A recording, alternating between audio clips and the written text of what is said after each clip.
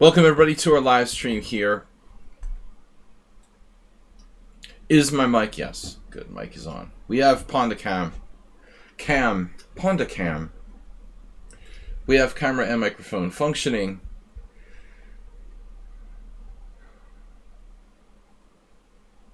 Mr. Coffee.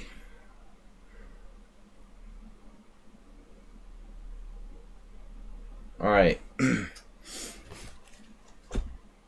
Analysis stream. Where is my study here? Learn. Coaches. No. Goodbye. Learn. Study. My studies. Alright, so I just got one game in there. From Iobates. We'll try to add the others. Cheers, Dodgy Tactics. Your game is in there.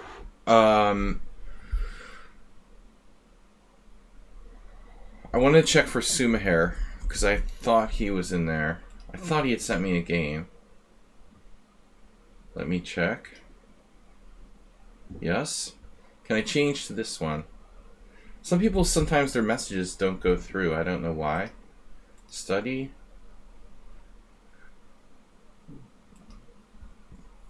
Yes. Alright. That's 2 games in said study. I know Mule Skinner is on the list. Mule Skinner's on the list. Move 11 submitted a game. But Mule Skinner and Move 11, their games don't go in to the study. I think I had a game from Ripun. Welcome, everybody. I'm quarantined for 10 days here. Self-quarantining.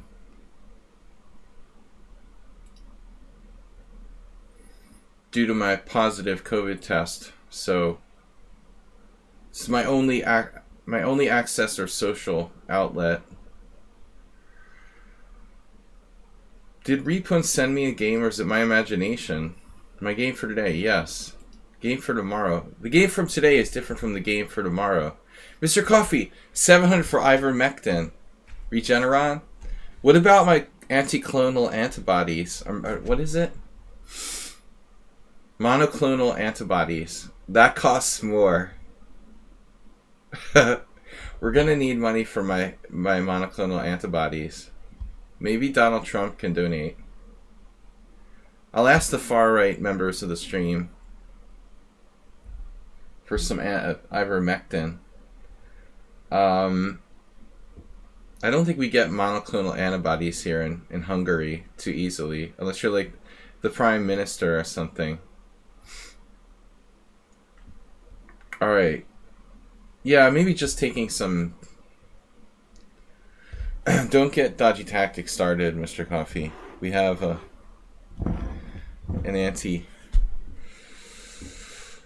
anti-vaxxer among us. But I'm going to try not to judge everybody on their personal interests. Alright. Repun Bonsal did submit the game. Let's open this.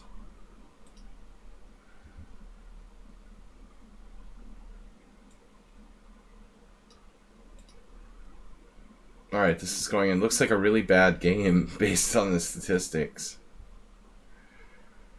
I feel okay. I mean, I feel like I just have the kind of cold I would get every winter anyway.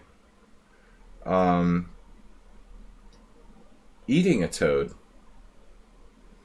Maybe even better. I've never had frog legs.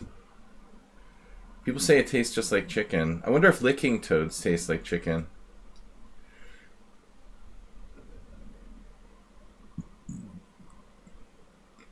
Yeah, this is my 3rd day. I realized I had something like Monday night. Alright. Sparkle Horse subscriber stream. So we've got Yabatis. What is that second game there? What did I just do? Wait, what? Oh, that's Sumahair's like secret account or something? Sumahair is game 3. Alright. Wait.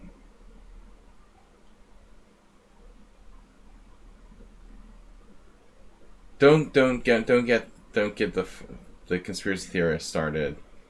Mr. Coffee, you're gonna have to clean up the mess you created if anything starts breaking loose here. Next thing is gonna be like Kazakhstan in my stream. You shouldn't have brought up ivermectin. So,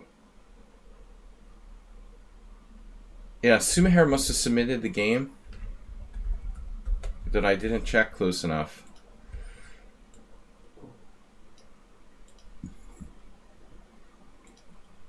Did his game... Can I change to this one? I mean, the first name is like Serbian name, so I guess that's him.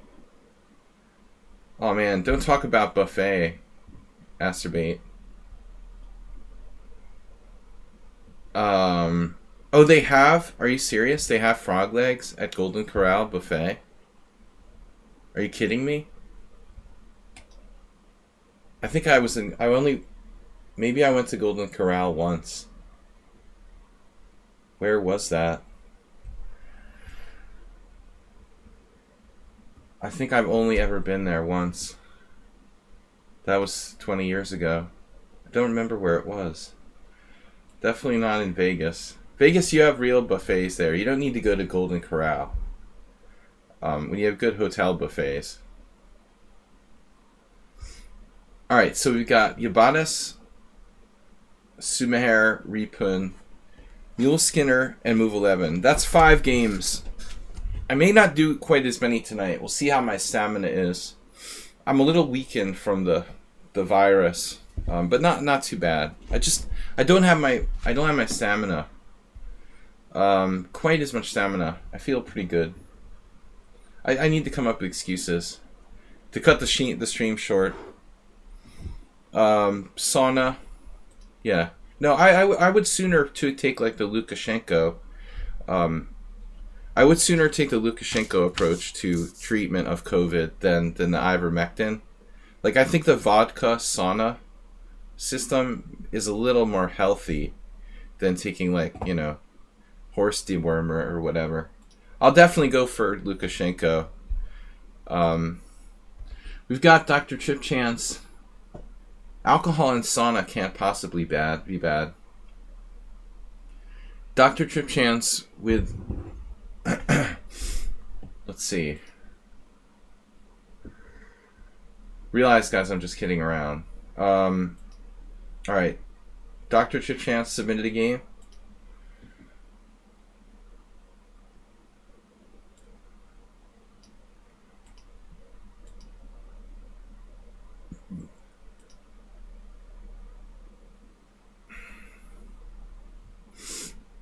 Alright.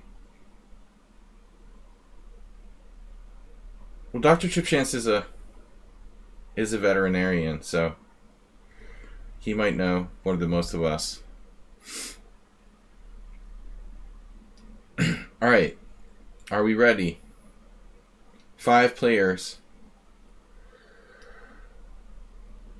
Yabatis. What is chapter 1? It's just nothing, right? Alright, delete. I've got 6 games total. Although there's no evidence whatsoever that it does anything against COVID. We'll just like start a far-right conspiracy theory that it does. Ectoparasites. Don't like it. Alright, ectoplasm. We've got Yabatis' first game. This is my treatment. Is there a game from Mr. Sumer? Yeah. Yeah.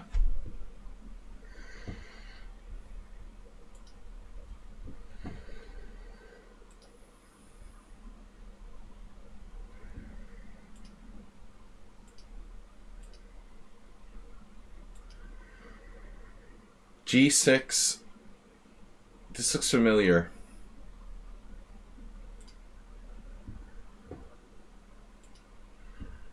G6, E4, Bishop G7, Bishop E3. It's an unusual move. You sent now from second account. I know. I've got that.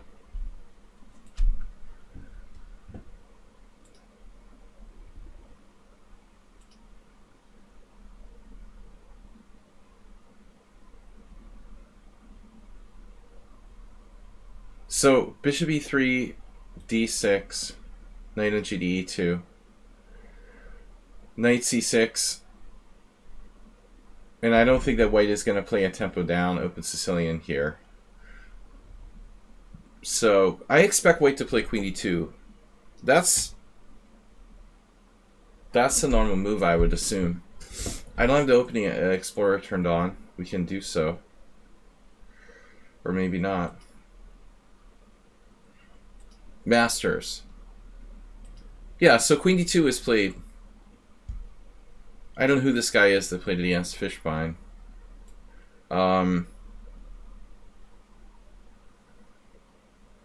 Lesterine in a couple games.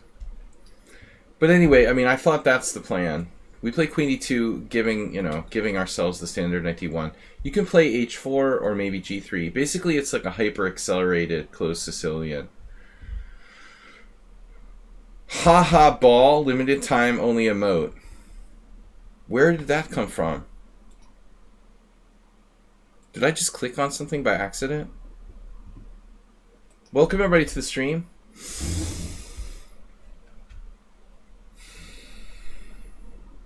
How do I have haha ball, limited time, only emote?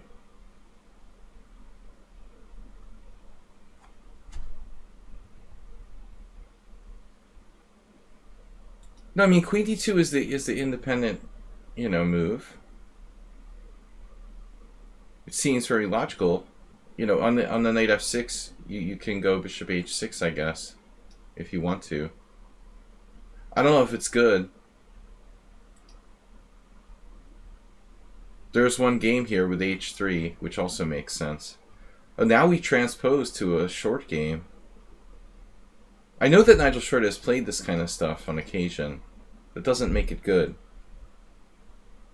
You don't think it looks better than your approach? Yeah.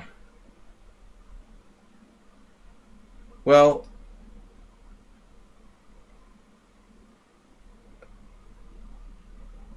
I don't know. Black played very dynamically here. I mean, rook b8 with a quick b5.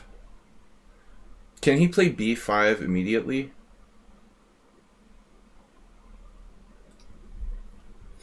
Miles used this in a number of cases.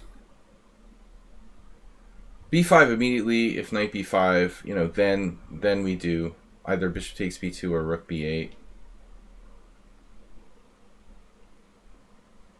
Of course, you don't have to take it, but I still think you should play queen d2 and on b4 go back to d1. I mean, that's like standard. In the game, White got in trouble because he didn't play queen d2 fast enough. Now b5, queen d2 is almost universal here.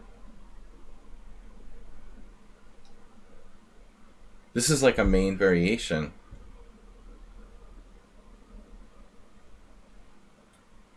You're transposing back into a normal closed Sicilian now.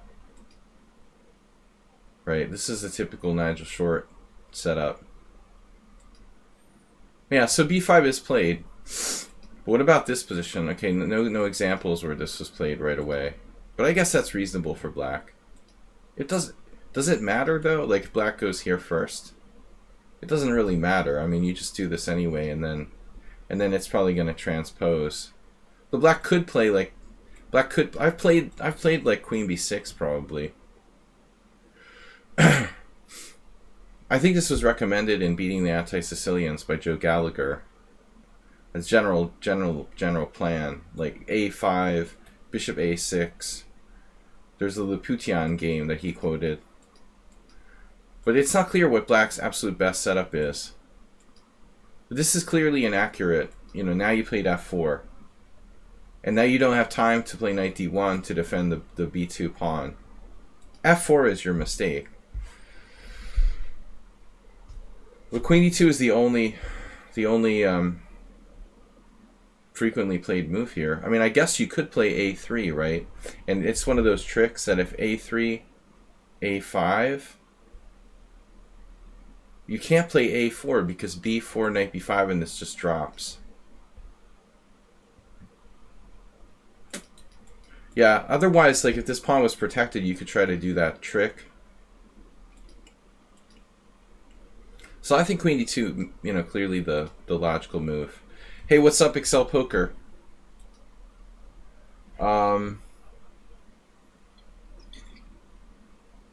Just a little cough medicine. So I just had like a glass of wine left in this bottle. I'm not drinking a whole bottle of wine. I just felt like it feels good on my throat to kind of numb it a little with some red wine. I'm really not drinking a bottle of wine when I have COVID, but I don't think one glass of wine will hurt me. My version of cough medicine. F4. Medicine? What medicine? Dr. Tripchins, I don't have any medicine. No, there is no medicine. We were just discussing remedies. I'm not taking any drugs. So F4, B4, knight B1. This is really bad. Yeah, not a good idea to mix alcohol with any kind of medication without knowing the without knowing what you're. Yeah, good advice. Thanks, Sean Pinto. I feel all right. I thought I had a normal cold, but it's apparently not. F4 was a big mistake. B4, and now he could play knight A4, and the knight is out of place. What do you play here? You can play C4 to like guard the knight, like queen A5.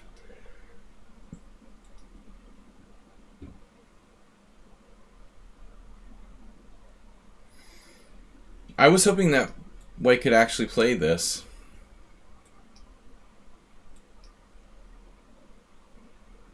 But apparently it's bad. Wow.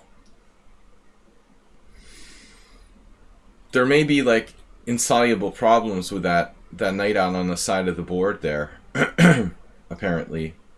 Like this variation, look, here. Man, knight takes d4, c takes d4. This is bad for white. So basically Abadas was in trouble. He messed up the opening with f4, and then he plays knight b1. You know, and in reality, this may not be any worse than knight a4. He loses a pawn, knight d2, and now one of my first streams, I remember mentioning this. Like, I think it's risky to take that exchange. I would be. I mean, honestly, black's up a clear pawn here. You know, I would be inclined to just like go back to g7 to make sure my bishop stays on the board. Of course, white has the possibility of playing e5, but I'm not sure that does a lot. If e5, black can simply play, again, in the style of Tony Miles, maybe queen d7, with the idea of bishop b7. I don't think the e5 is necessarily a good move for white. White is down a pawn, but if I were black, I would be a little bit scared to take that exchange. He just takes it. Okay, this is the computer style. Just take the material. Obviously, the dark squares for the king side are somewhat dangerous. The question is, do you play f6, e5, or knight f6? Like, this move, it weakens the white squares, but, I mean, it shores up the dark squares. And, like, you could possibly move your king to, like, g7 or something. But I'm gonna guess knight f6 is a mistake. Probably, like, e5 also shores up the dark squares a little. So clearly, like here, you can't take with the pawn because the bishop takes c5. But you can take with a knight, which is a kind of normal move anyway. Here.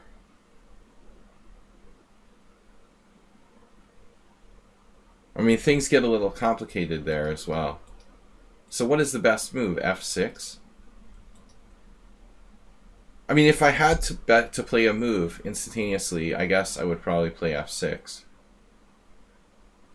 But he plays knight F6, and now Ubatis has E5, winning a piece, and missed it.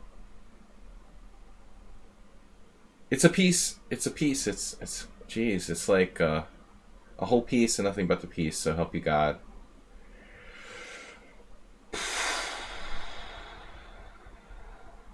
Mule Skinner also submission today.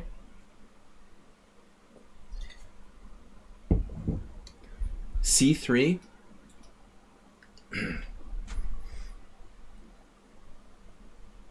I don't know. I don't want to... I mean, I don't know what we want to do here, but... Happy New Year. Yeah, if I was black, I would want to play this, but you just... You're not getting anything. This knight f6 was a serious blunder.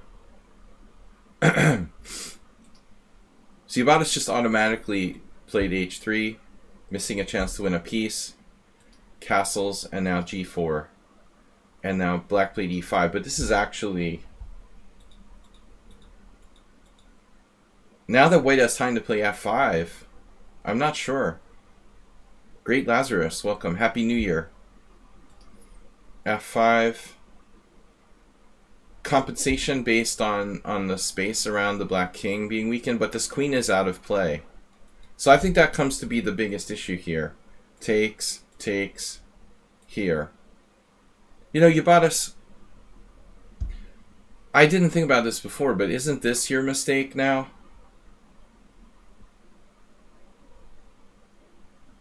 I mean, shouldn't you play bishop g5 right away?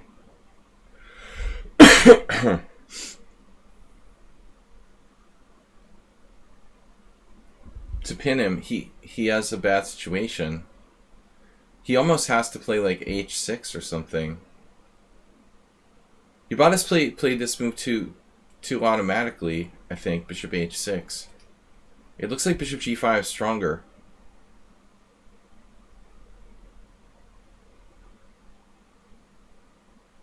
I don't know what to suggest for black after bishop g5. Because now h6 is even worse. You know, if he has to do that, like this is with tempo. Yeah, I think you were a little panicked and did this too automatically. You actually forced him to make what is semi-useful move. Right. King g7. And maybe black has time for that.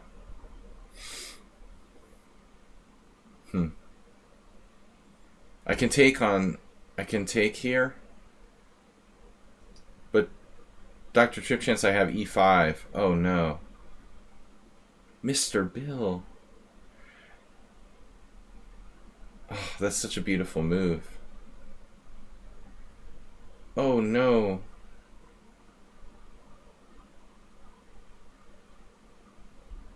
That's so devastating. He has takes, knight here, and then only move is rook b6.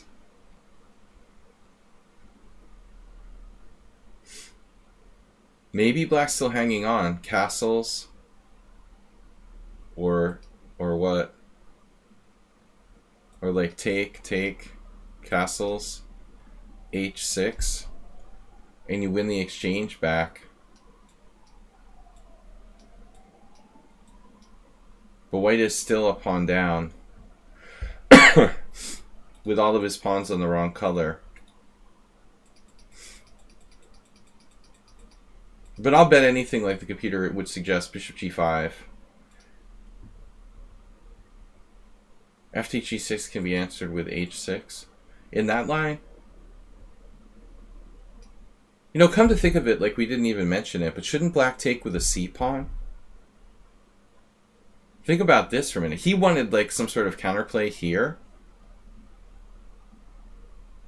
But if he plays c takes, I guess he kept, I don't know, he kept somehow, he keeps you from being able to play e5 in one of these key lines, you know, like c takes, bishop g5. Now king g7, there's no e5. This is a better try. I mean, that's the more normal capture anyway. I mean, to open up the c file in the English or Sicilian like this is, he should really capture toward the center, not training his center off. And this will play a role later on. This is a bad recapture. Bishop h6, rook e8, castles, and now d5.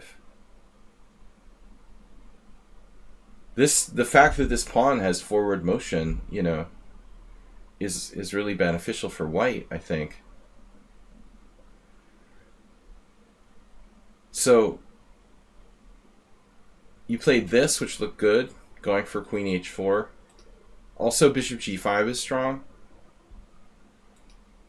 But the amazing part was this position, where white, you know, white like naturally just recaptured on e4.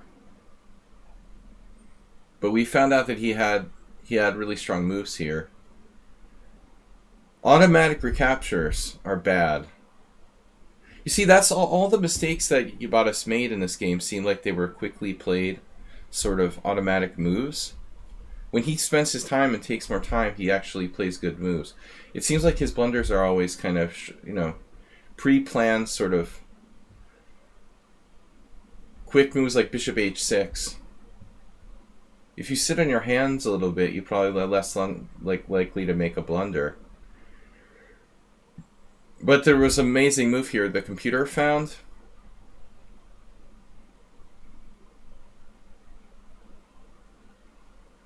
It's possible, like a lot of moves, right? Bishop g5, queen h4, and I mean, even this isn't that bad for white. It's probably hard for black to break through up the exchange, but I think even this is a move that clearly looks dangerous. Yeah, this might even be the best move. F takes g6, F takes g6, bishop g5, e takes d3. Very sharp position. And check this out. Look at those pawns. Maybe black will sack a queen. I was thinking of sacking my queen. Holy crap, he can. Oh my god, this is an awesome position. We didn't analyze this. Knight takes e4. Bishop takes d8, and now bishop a6 or something. With the amoeba of pawns coming down over here. Like, all hell is going to break loose in this position. I love this. This is totally insane. How could, you know, he would have to sack his queen. This is a great variation. With these pawns coming down, man.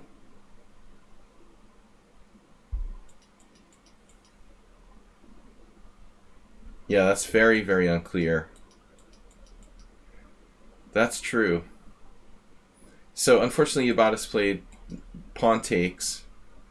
You know, not such a bad move, and you still got the pawn to move forward. Black, however, misses some quick counterplay with, like, bishop a6. You know, I would move the rook. Okay, the computer says that black is winning, but I guess he has to find, like, a very strong maneuver, avoiding the pin with bishop g5. And ultimately, you know, he's got a space advantage in the center. And white doesn't have enough counterplay. But he failed to find it. Queen e7, and then the pin. Now, is it possible for black to bail out? No. Like queen e5, bishop f4. Loses a whole rook. So he, like, now he's stuck. He can't get out of this pin. Maybe queen d6 is horrible as well.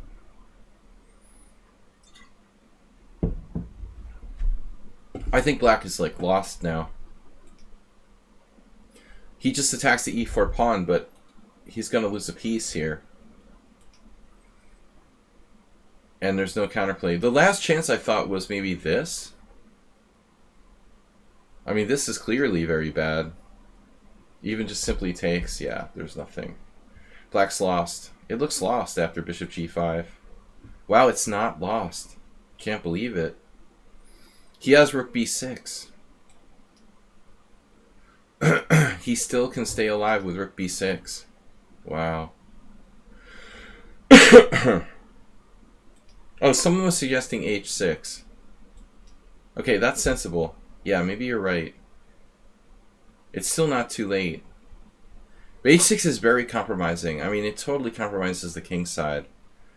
I would rather not play h6. You know, I think there he's got, you know, very little chance for his king to be safe. This is better. Defending laterally. I mean, what happens here? Like, takes, e5, takes, and then, like, takes. But there's counterplay. Now it's a question of black has very strong pawns for a piece or something. Bishop takes, rook e2. This is super scary.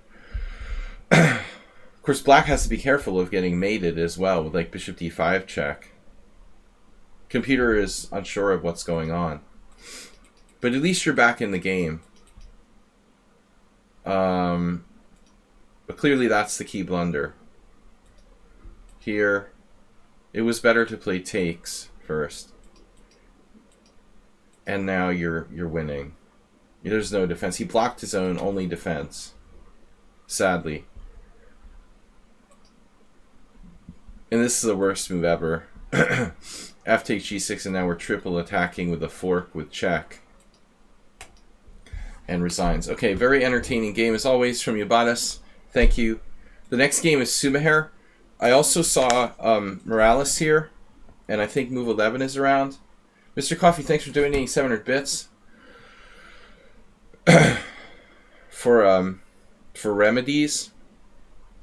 Hopefully that'll be enough for another bottle of wine. Although I can't go out of the house to get a bottle of wine. I can order one to be delivered. I didn't put a wine on the list though.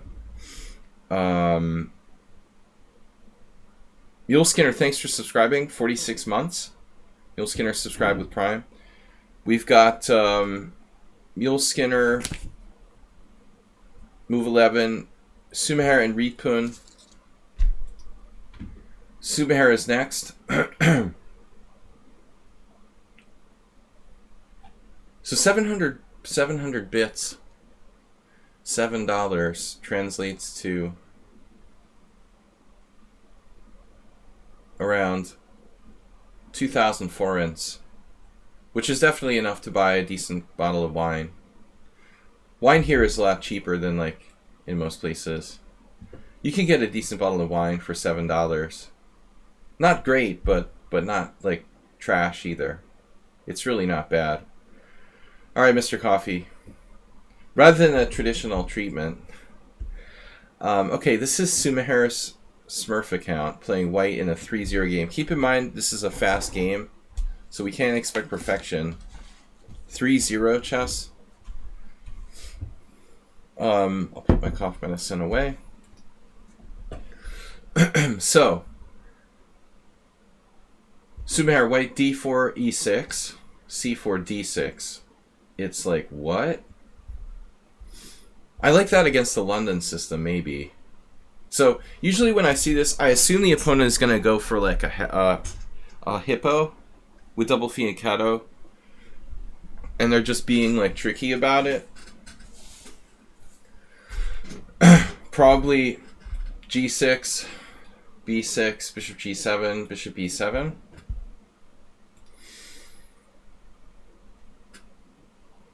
You can play knight d7, knight e7 if you want to be a freak about it. But he played c6. And I've seen c6 and d6. That's sort of a semi-real opening. e4. And now a6. So now he's like trolling, almost trolling.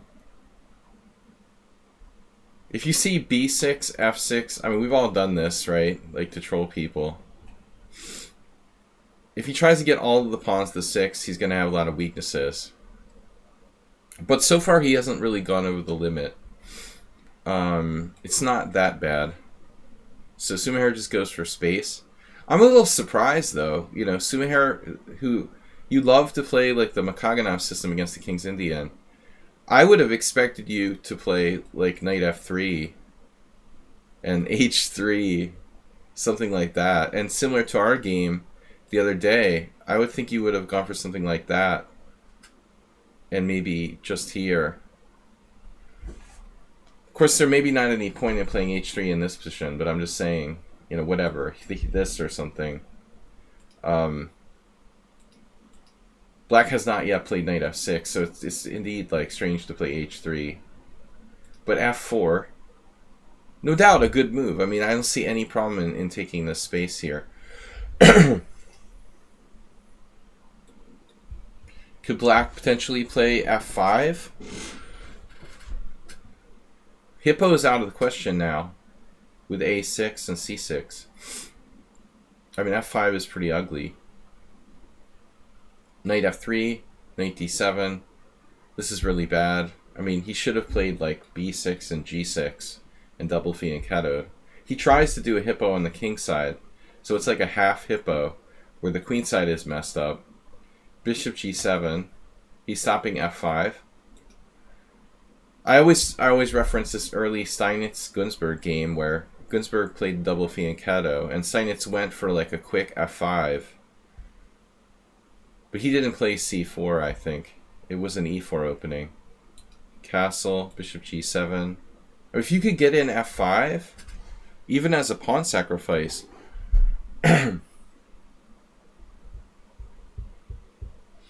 I was talking to Asterbait about this in the Grand Prix attack. I mean, this is not a Grand Prix attack. You don't have that diagonal. Anyway, welcome to the stream, everybody. Trying to isolate here with my COVID. And, I mean, f5 also... I mean, he's got to take, right? Take. And then what? Maybe Black doesn't have to take the pawn on f5. This looks pretty promising. +1. Is f5 White's best move? Wow, Asterbait. Asterbait, it likes your move e5. The computer likes Asterbait's e5. Wow, that's pretty extreme. But f5's not a top move. This is surprisingly a top move. It looks a little early, but obviously coming in here would be like decisive. If you could play c5, knight e4, knight d6, it's over. But I would keep the tension, or possibly break with f5. This is a reasonable normal move. Those are the two moves I would probably play. I wouldn't have thought to play e5 so early. So you kept the tension. Castle's king h1, very safe. Black now plays e5. So he's like, he's going into a King's Indian, down, you know, down space, down time. This is clearly a very good King's Indian for White, or modern. So the normal thing to do is f takes and then d5. I mean, the standard thing to do would be like f takes, take toward the center, and push with the protected passer on d5. He doesn't have knight c5. f5 is extremely risky because you have knight g5, knight e6, as you know. So I don't know. You know, I mean, this seems like good. The other possibility, what you did, I would think would be to play f5, which reminds me of the Najdorf. This looks like an f4 Najdorf, where you've played like c4 somehow. But the point is, he doesn't have knight c5. He doesn't have access to this square. And this is still pretty decent for White. So I think this is fine too. He doesn't have any way to exploit this diagonal. Your king's on h1.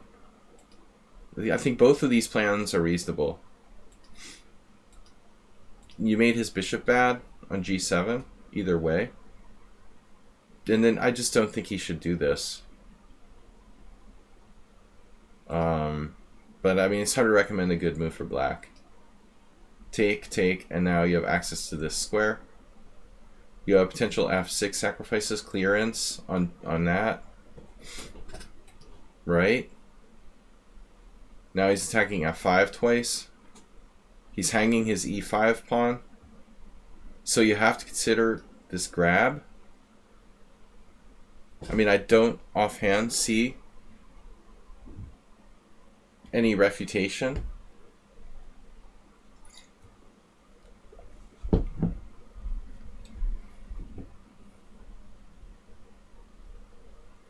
It seems kind of materialistic, though, to take the pawn on e5.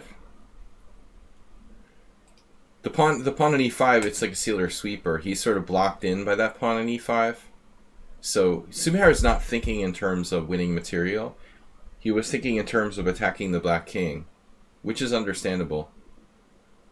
But still, maybe black needs to play this.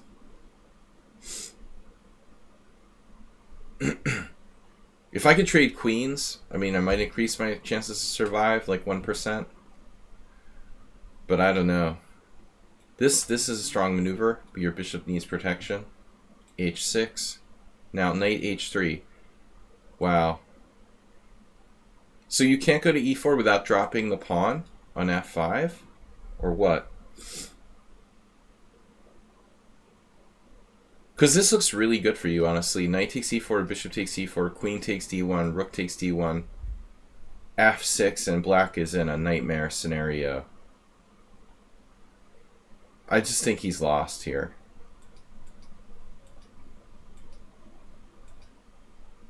If knight takes f5, you have knight f6 check, and if queen f6, you have simple tactics like bishop takes g4, winning a piece. So if you have more time, it was a longer game. I think you could maybe make this work. But you went to h3, which is maybe also good. Feels like black should try something desperate before it gets too late. Now there's no more queen trade. And now this, and now he's sealed in. Again, knight f5 probably doesn't work. So takes, and it's just over. It's a lost position for black. He's strategically lost here. I don't need to see any more. f6, queen h5, rook d1. Even though your knight on h3 is bad, all your other pieces are decisively placed. This is horrible.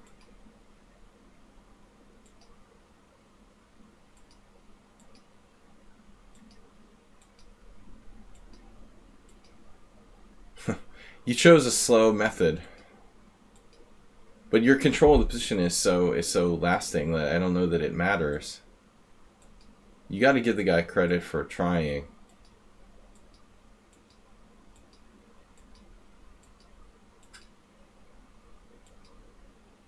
And now he just loses material.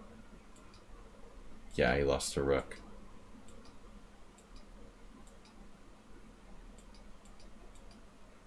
He's just down a rook. So that was a 3-0 game. He got what he deserved for playing that crazy opening, but a convincing attack. Thanks to Sumihara for that game. We've got Ripun Bansal versus Dama Fei.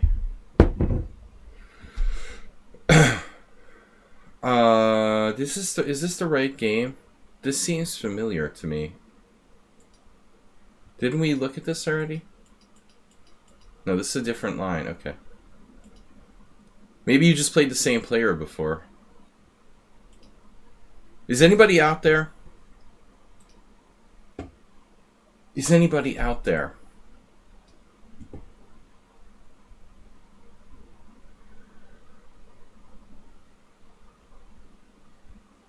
Move 11 just subscribed to Tier 1, 55 months. Founder. That's why you're a founder. Alright, e4, c6, d4. It's so quiet in the chat here. Why don't you guys let me know you're still alive? Goiju with the ambulance. Hopefully I don't need one.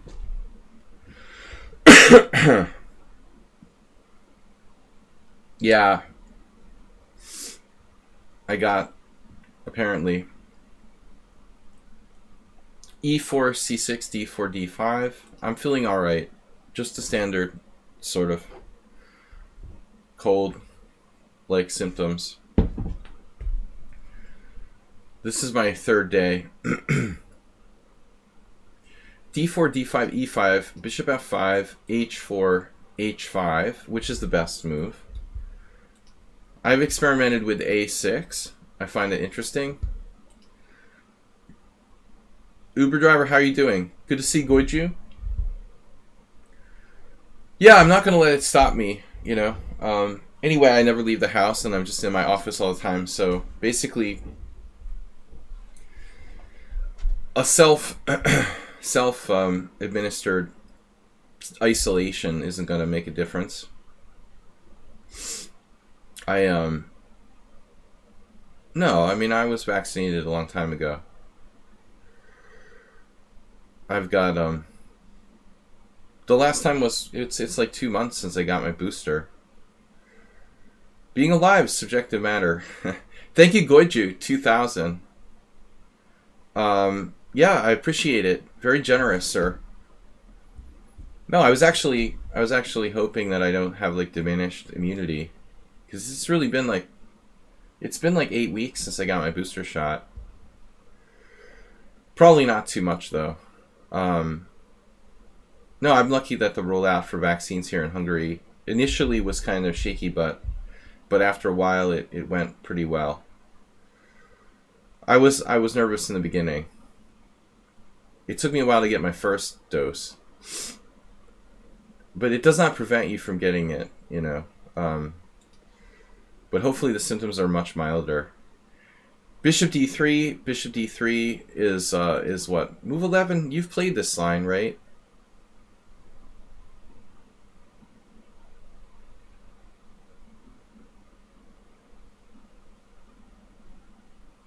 So what do you think is better, Bishop d3 or c4?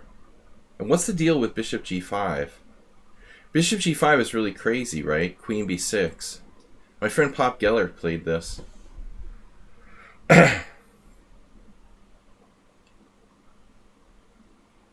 Gellert. Gellert Hill. But it could transpose. So, move 11 likes Bishop d3. Bishop d3. This is not nearly as dynamic, obviously. This develops the queen that has good lateral range. There's also, of course, that. Threat of e6. I know that there are variations with queen a5 check. Is this what Schieberspieler plays? This is what this opponent does later. So what's the deal with queen a5 check right away? Knight d2, queen a6, and then you have c4. You don't really want to trade queens with a space advantage.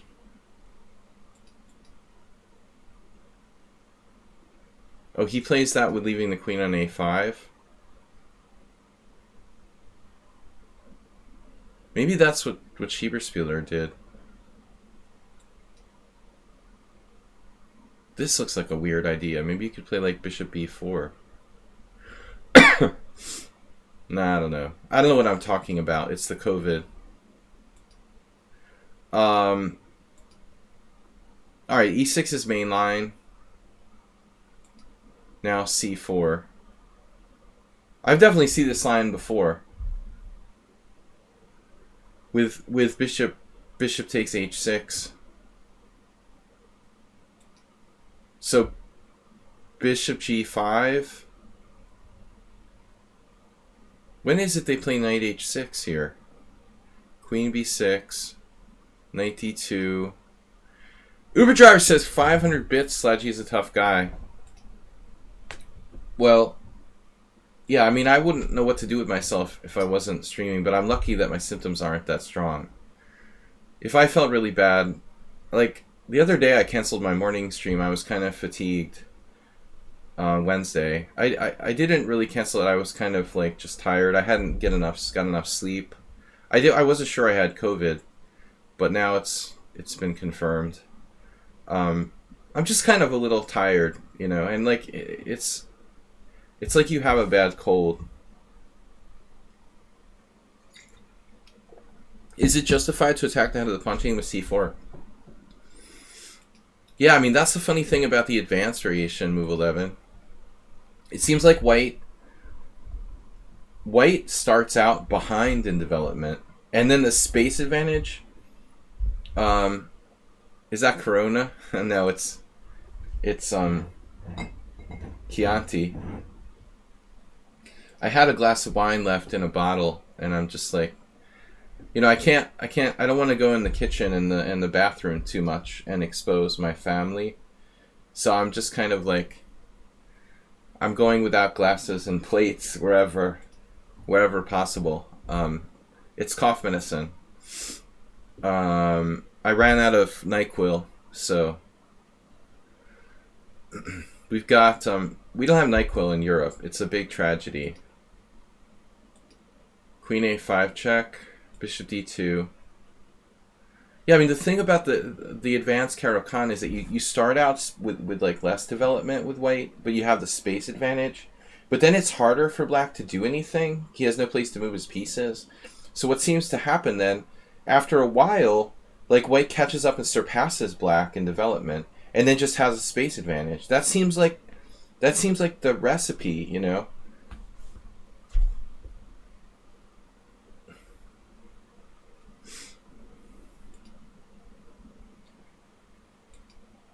All right, E6, C4. So this is a new move, surprisingly. I mean, is the problem here that black just like takes and plays Queen D5? Don't we have a problem here? Houston, we have a problem. No, I mean there's a concrete problem here. Queen D5. What's the deal with that? Somebody played Knight E7, but I need to know like what is your plan for that?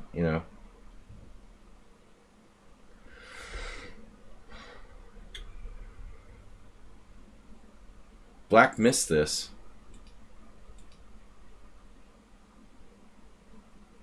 Yeah, no, Capo, yeah, Kappa. Kappa tried to play Queen A5, Queen A6. But in that position, it was justified. There are some situations where this Queen A5, Queen A6 isn't so great. And we might see one of them here. But black misses this. I mean, this has to be equalizing at least. Queen D5 take with a C pawn, of course. Yes, white has some space. Kappa has a famous game he won with black in a similar position. But objectively, it's probably close to equal. Alright. Computer still thinks that black is better here. Wow. I was more optimistic. I thought white's space advantage was compensating. But Stockfish gives black a solid 0.8. Yeah, this isn't good. This is not the right position to play C4. This is a mistake. Queen A5 check. Yeah, I mean, I think Knight D2 to guard C4.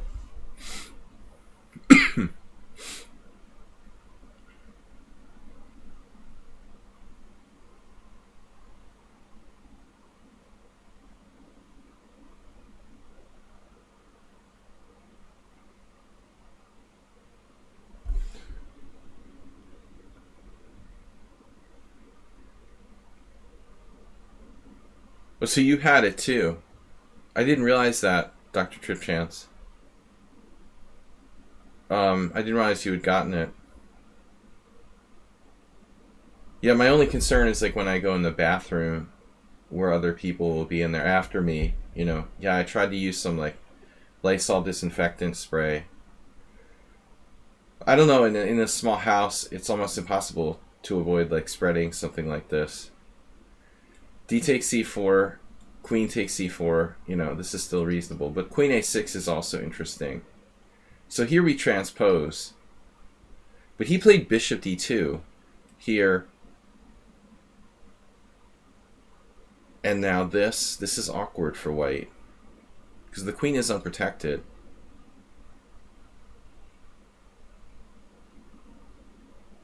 He could play knight h6. There's some games where black plays knight h6, like white gives up his arc-square bishop. But that would look kind of dumb for white after having spent a tempo to move the bishop to d2. I assume black's fine here. Knight is insanely strong on f5. It's like the ultimate French defense. There's like literally no way to get rid of that. White's only chance is like knight c3, knight e2, knight g3. This looks good for black. I would rather be black.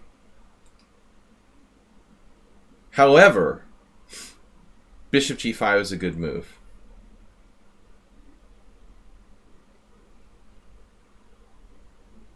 So I don't know.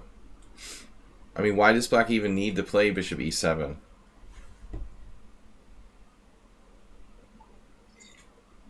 It looks like a mistake. Why not just go here? I mean, clearly white remains with a space advantage, but knight d7 is useful. This is a nice move by Ripon, though. Bishop g5 is a good exchange of bishops. So now black... I don't know. I mean, maybe you go back to f8 is a serious consideration. But I probably wouldn't. You know, I would have probably played what he played. I'll have what he's having. But it's risky. You know, now you've got the base of the pawn chain at e6. And you've got to be very, very careful. You know, I bet there's like a rook takes e6 sacrifice or something happens down the line. But, I mean, wouldn't white be better off putting the bishop on f4 here?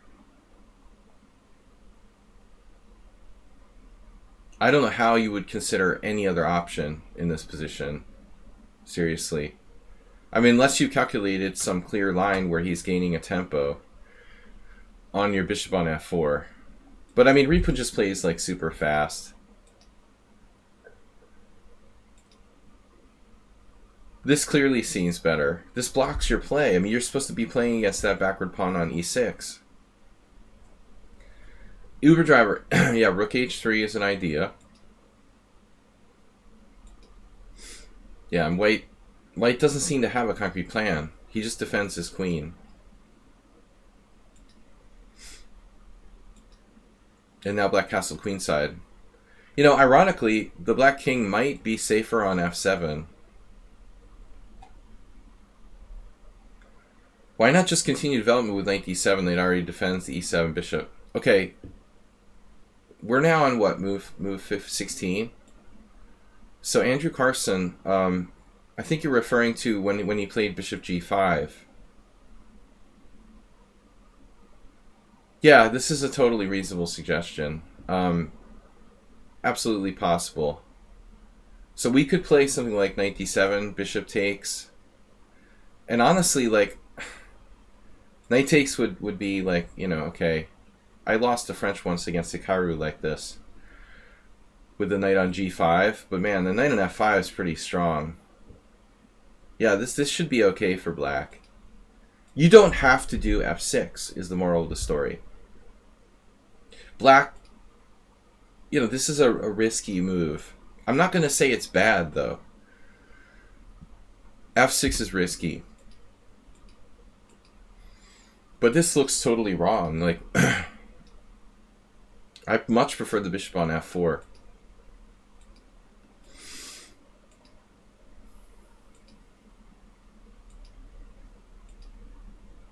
Castle's queenside might be okay. But again, you want to consider this possibility.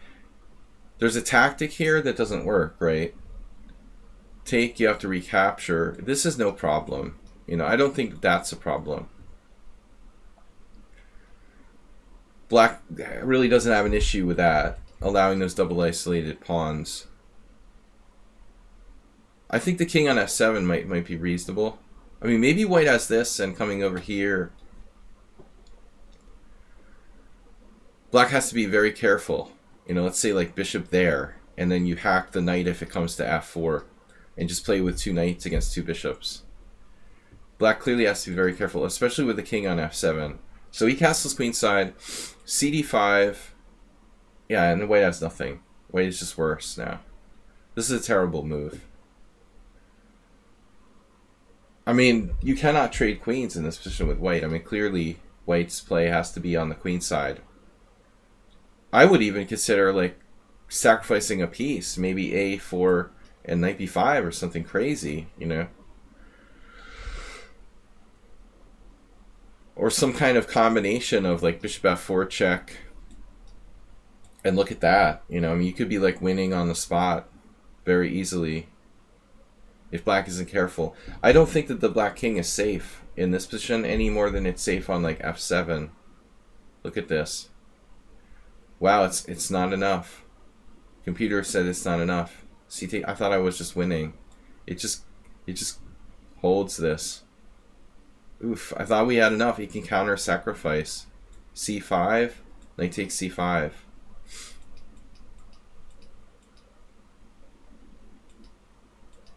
So what's the best move? cd5. The computer claims his move, which I think is a mistake, is the best move. That's unbelievable. It might be the best move according to the computer, but not... I mean, I'm not playing this. This looks stupid for white, honestly. I think you're much better off... Maybe he was afraid of knight b6? If a4, do we have knight b6? There's no time for that. D takes c4, b takes c4, knight b6. Again, like, there's potential piece sacrifices. All I can do is recommend what I think, you know, as a practical human being. I don't think you should play c takes d here. You know, it's just too easy for black to play now. Maybe it's not the best move. Maybe like a4 is not the best move, but it's a better practical try than c takes d. Now you have a slightly worse ending. Queen takes d3, rook takes d3, and now I don't really know about e takes d5. I guess it's reasonable, but what about c takes d5? Is our king unsafe? Perhaps. Perhaps the king is more unsafe than I thought. Perhaps the fact that queens are traded isn't enough. Like rook c1, king b8, bishop f4 check. We still have a weakness here. Bishop d6. Bishop d6, knight d6, rook e3. Barreling on that, barreling in on that. Rook e8. If we double, we've got close to something going on here. Rook c8, and then rook takes c6. We might end up winning a pawn in an endgame. So black decides to take the other way, but that's still okay. That's fine. So I think black's out of the woods. Not really in any danger. Bishop f4.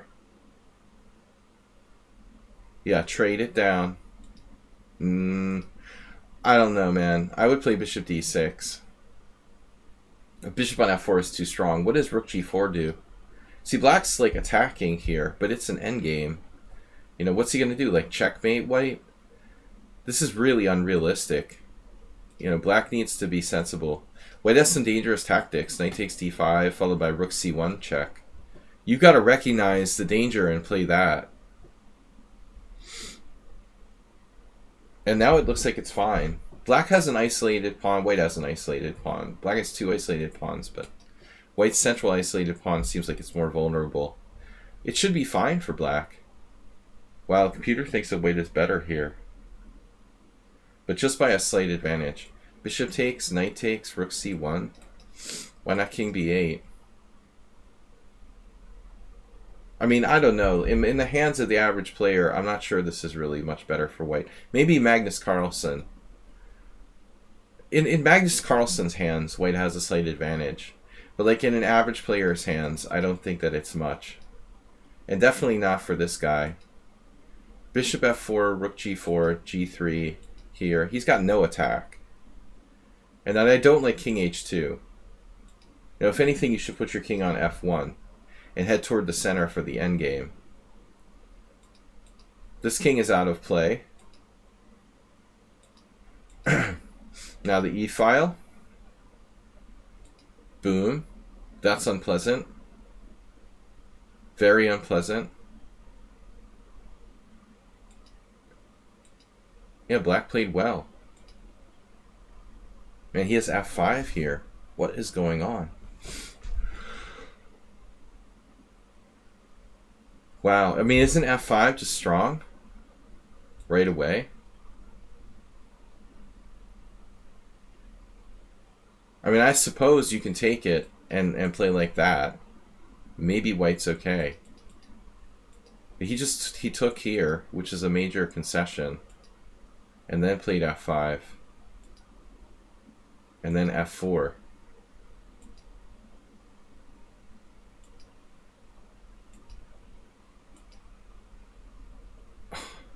And black just like drifted into a worse ending. Wow. What about rook takes? I mean, tying him down to h5?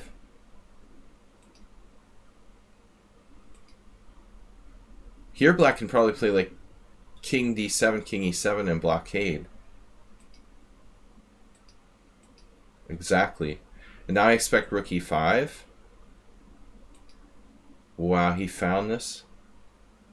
And now what? Rook g7 is best. So it looks like black should be alright. I wasn't sure about this move. I mean, by doing this move, you let the white king get active.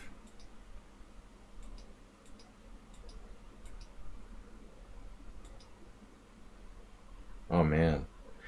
Yeah, maybe trading rooks is a bad idea.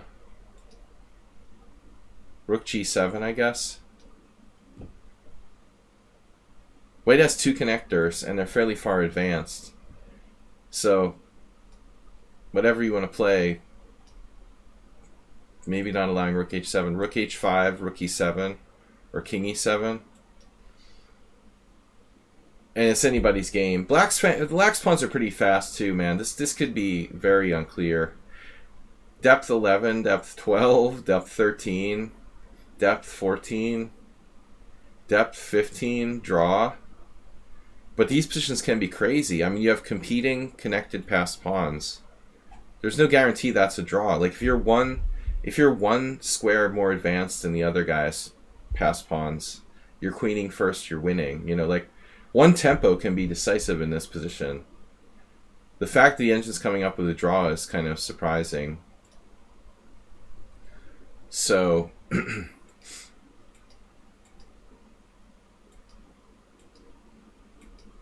yeah, a5 is a weird move. I mean, I want my two connected passed pawns. a5 doesn't really factor into it just yet. And that's just a blunder. So white's like lost after rook g5. I mean, this is a horrible move. You have to play king h3 and unite your pawns. h5 like loses immediately to rook g5. You're so lucky he didn't play that. And now you got a race. Again, the a5 was kind of a waste of time. g5 is just a blunder. So he's playing bullet chess, another blunder. That's probably like very likely losing for white. These guys are just playing too fast. Are you studying Spanish, Kakatiri? g6, d3, king g5, king d4, h6, d2, here, here, here.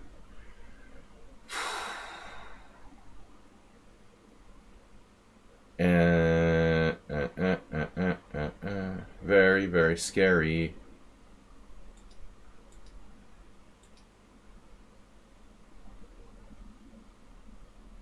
Queen. Yeah, this is a problem, man. But it was a very sloppy endgame. Now white's winning. Yeah, I mean, white was lost for a couple moves there. The truth is, let's see, like, say this position. White's pawns are one rank further advanced. I think that's a very serious advantage. They're not. Well, they are. I mean, white goes first, right? G6. I hit the 6th rank first. You hit the 6th rank. I support with my king. Did black just blatantly waste the tempo here with king d4? He could have played d2 right away. And then rook d1, and then c3, and then h6, and then like king e4, getting off the line, and then h7, and then rook wherever, and then g7, and then I play c2. You know, so it's a complete mess now. And basically like one mistake and you're screwed. This position where he plays king d4 might be critical. Yeah. D2 is winning for black. Or virtually winning for black. D2. Okay, rook d1 was a mistake. I put the rook on d1. You don't want to get hit by c2, I guess, but I wanted to take d2 with check. Rook a1, c3, h6, c2, h7, rook somewhere, g7. It's unclear. Yeah, crazy. I mean, it's too complicated to analyze this. But, I mean, those guys had like 6 minutes and they're just hanging their pawns, you know? If your pawns are one further rank advanced, you're winning. You know, so clearly like 2 tempi is decisive. One tempo maybe, maybe not, you know. 1 tempo is the difference between like a draw and a win, and 2 tempi is enough to go from a win to a loss, probably, objectively. But it was a very sloppy game, and Ripun always plays too fast. So he managed to topple a 2300, but they're both playing ridiculously fast. Alright, I've got some more games. Mule Skinner submitted for Thursday game analysis. This here game, I like how he talks like he's from the country. This here game is also from the Long Time Control tournament. Alright, 90 plus 30 tournament over the board.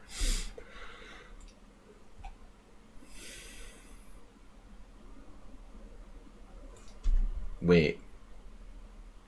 Oh, you actually got... The game is properly highlighted? You're black. He highlighted the game. Breathtaking position. Alright. Yeah, welcome everybody to the stream. Thank you to Uber Driver for donating 500 bits. I've got enough for a bottle of wine and 2 beers now. I'm going to try not to drink too much. 1 glass of wine. Occasionally. Strictly as cough medicine. So, we will be trying to stream tomorrow morning. And we'll try to do our Sunday simul. I'm going to try to maintain my normal schedule. Hopefully, it's not going to get worse. E4, E6, Muleskin are playing the French defense. D4, D5, Knight C3, and then the winnower. E5, C5, A3, and Muleskinner plays Bishop A5. So, we had some games like way back. I've played like 200 plus games against Muleskinner. I think when he first started playing on my stream like 2 or 3 years ago, at least like 3 years ago now, I was playing the white side of these lines. So we had several games in the Bishop A5. This is like his main line.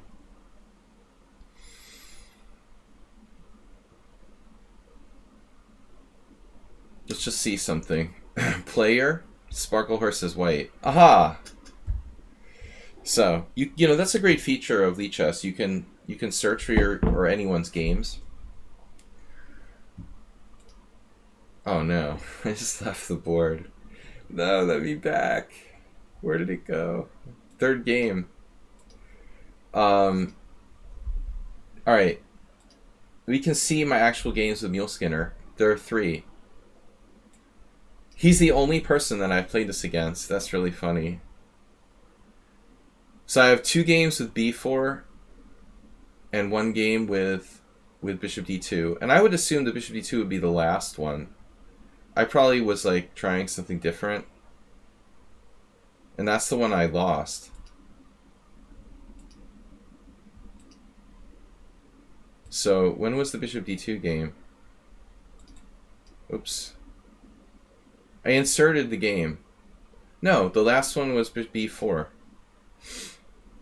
I was 1-1 with b4. That's the main line. And I don't think I even know anything about bishop d2. I'm surprised I played that. I don't even have any theoretical knowledge of that move at all. So Muleskinner's opponent seems to be like out of book after bishop a5, which I'm not surprised by. You know, a lot of people only superficially study the openings.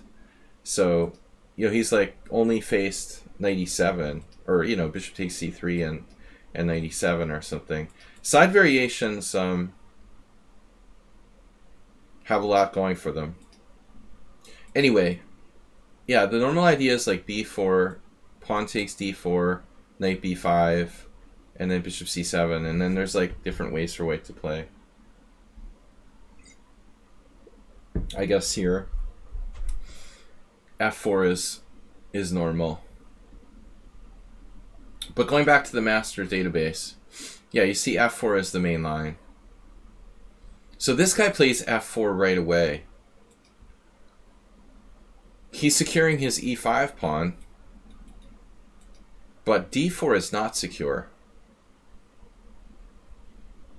No, I don't know if it's obviously that bad. I think the plan would be to like play. White's plan would be something like takes b4 now, I guess. I mean, I don't know. Doesn't that make the most sense? Anybody agree, disagree, other ideas? We could like transpose, right? Although this would be a really weird winnower. I'm not sure I want to give white like my dark square bishop. This is a direct transposition after knight b5. So does black have something better? The $1 million question. You could do bishop takes b4, which doesn't look impressive. You could do bishop b6, which also, while interesting, you know, it doesn't guard the d6 square. Okay, so f4 is a mistake, but how bad is it? I think he has to play b4 here. This is clearly the best move.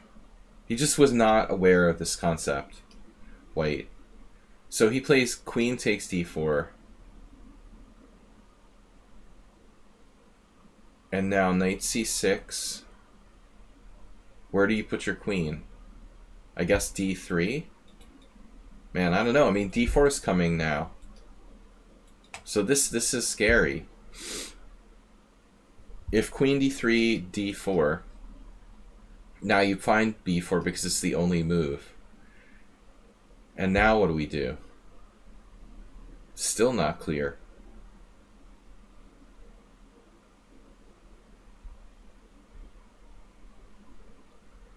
I mean, I really don't know what's going on here. It's just not that obvious to me. Computer says it's unclear. Yeah, b4. b4 was not in his repertoire. That is white's best move, queen d3. But he plays this. Yeah, like standard move. But, you know, white's good bishop here. And now just got to do something. So he takes, and now you better hold this d4 square.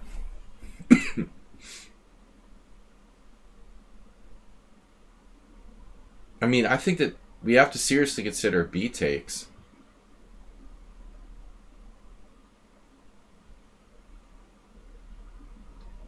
I mean, seriously. Because you're getting in bishop e6 and c5 no matter what. If b4, maybe that's the best try. Here. Queen somewhere. At least that inhibits c5 a little. But I still think that black is doing well. I don't know, but Mule Skinner should seriously consider this recapture. It gives you better chances to play more dynamically. Unless I'm missing something. Let's see what the Oracle says. Yeah. Yeah, I mean, it's down with b takes c. Because you can't stop c5. It even has that move I didn't see, which is like an immediate c5 in some lines. Like, say, knight f3. You can even play c5. Jeez. Queen takes c5, bishop e6. Which looks crazy, but... So, anyway, it's always safer to take with the piece, right? But bishop takes is less dynamic. White has a good chance to blockade the d4 square here. I thought you were going to play bishop e6 and like a quick d4. I mean, there's a school of thought that you should do this. Queen d3 again, trying to keep control of e4. So if d4, you have various moves. That. Okay, I don't think knight h6 is bad. Now he voluntarily moves his queen under the impression that it would have had to move anyway, which is fair. Again, this guy doesn't seem to have b4, you know, in him, but I would say like b4 is considerable option. Maybe not necessary here. a6. Yeah, I never considered a6. Maybe Mule Skinner was worried about b4, b5, and that's why he played a6. So, preemptive strike. The other question is if knight f5, does white play that? But I kind of doubt it, you know. I mean, knight h4. Knight h4 looks semi-invasive. Now this is the important thing. White achieves a Nisvichian blockade of d4. And that's why b takes c was better. This never would have happened if you had played b takes c. Now it looks like black is only equal at best. Rook c8, bishop d2, bishop b6. It looks like now your best chance is, yeah, if you can, take it and go with opposite-colored bishops. And now white makes a horrible move. Why bishop d2 anyway? Like, why not bishop e3? He was afraid of like bishop e5, bishop d7. He was afraid of bishop takes c3. h3 weakening his king side, and now Mule Skinner got tempted by the check. But honestly, like, you have takes, knight f5, followed by d4. I mean, this is now a completely different game where you have no bad pieces. He would have to play knight e4 and then queen d5. And you can calculate this all. It's very forced. Easy to calculate, forcing variations. Probably he bails out with knight d6, pawn d6. And you can take the pawn on g2 or just play safer with something else. But you went out on a tangent. Check, g3. It was a blunder. And now hard to give white a question mark for this move. I mean, what do you want from the guy? Castle's queenside looks like a relatively normal move. But apparently he had better. We go like Alexei Shirov with g4, check again, and now knight takes g4. I don't know if that's playable. If g4, check, king f1, g4 is just hanging. Clearly there's no knight f3. There is queen e1 though, I mean bishop e1 though. But even this doesn't seem to work. I mean, you could go here. Black is completely fine.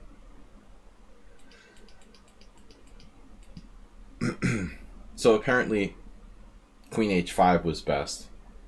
But whatever. It's hard to criticize castle's queenside. Take, here, and Mule Skinner wins in exchange. Boom, boom, boom. And that's why it wasn't good. Well, nicely done with the calculation there. So he couldn't castle queenside because of that. So white can wait. Maybe rook h2, getting off the diagonal. Takes, knight f5, queen d3. Still looks kind of bad for white. But maybe not that clear. Bishop e5. Too many pawn moves for white here. And this is good. I feel like sometimes Mule Skinner doesn't calculate enough.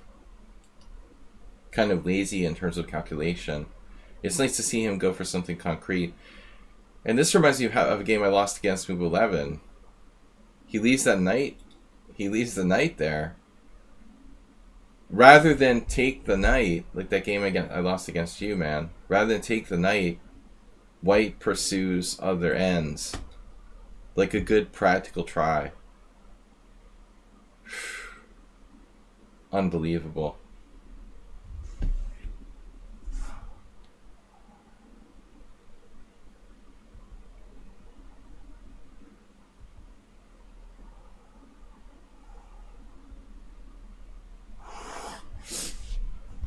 That is scary. I mean, white is threatening bishop b4, winning immediately. So if you're like, you have nerves of steel in this position, like even with nerves of steel in this position, it looks scary. Like b6, bishop b4, rook c5, rook takes d4, threatening mate here. You're still lost. Kakatiri points out queen c5.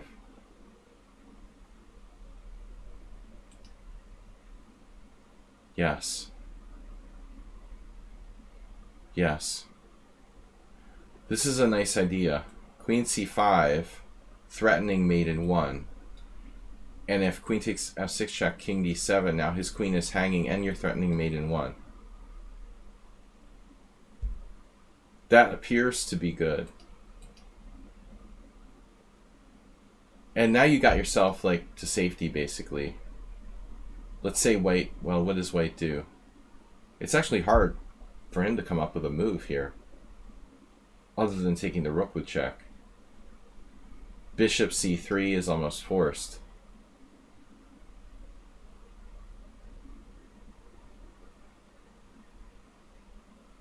And obviously f takes. Queen takes check. King e7. Queen f6 check. King e8. Is a draw of a repetition, at least.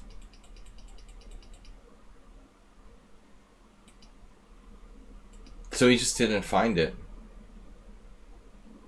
I mean, is that the only move?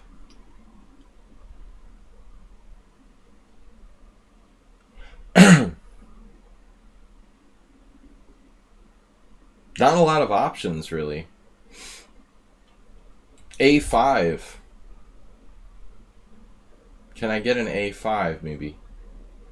a5, that doesn't help, though. Like, bishop takes a5, queen c5. He still goes here. Yeah, that's even worse. It looks like your suggestion is the only move. No. Wow. What's wrong with queen c5? It doesn't work? I don't believe it. Oh my god. Check here and queen takes h7. I believed you. Jeez. That's my COVID.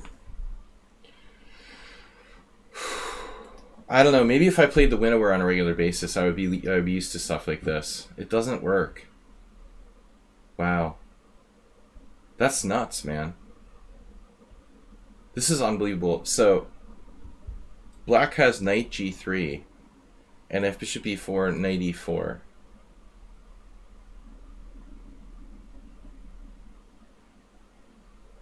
And now what do we do? Does that help? Does that even help? And then knight c5.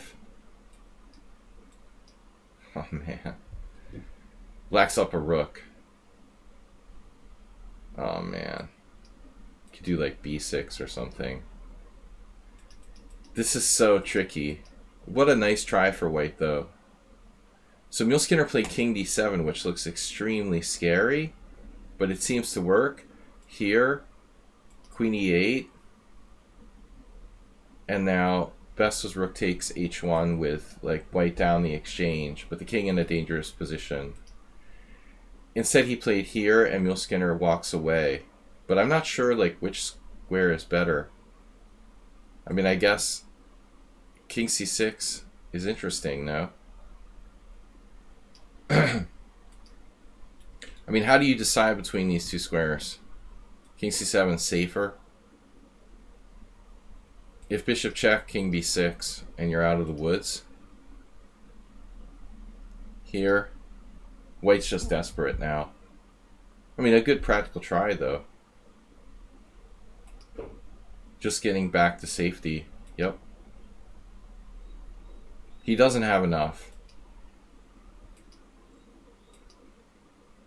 And now his own king is in the center.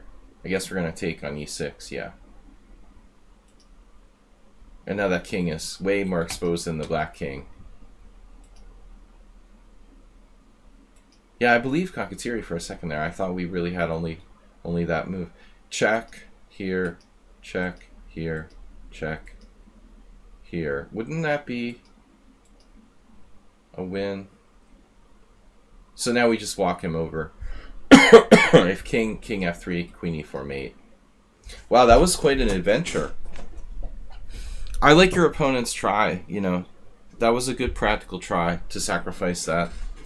You almost got in trouble there. Interesting game, though. I'm not going to say good game, bad game. I'm just going to say an interesting game. It was interesting positions. Yeah, let's see if that opening's ever been played by anybody. F4. Has F4 ever been played? Nobody played this move. Doesn't seem that bad. If we look in ChessBase or some major database, I'm certain this move's been played by somebody. This is very interesting, actually. The accelerated F4 makes some sense. So CD4 is forced. Yeah. But I really thought like this would be reasonable. Computer says no. Interesting. It's just not enough. D takes C3, we just take everything. It just, the computer says this is just like a really slow winnower for white. Always play H4. H4.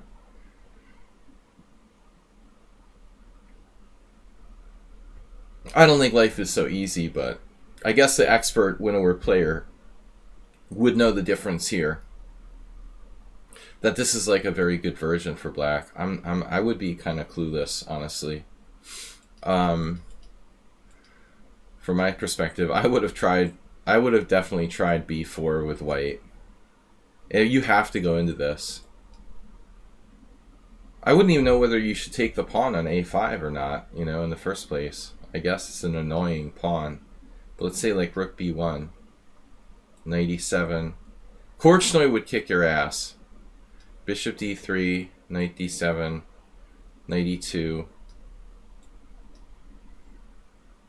It's a bad winnower for white, is the moral of the story.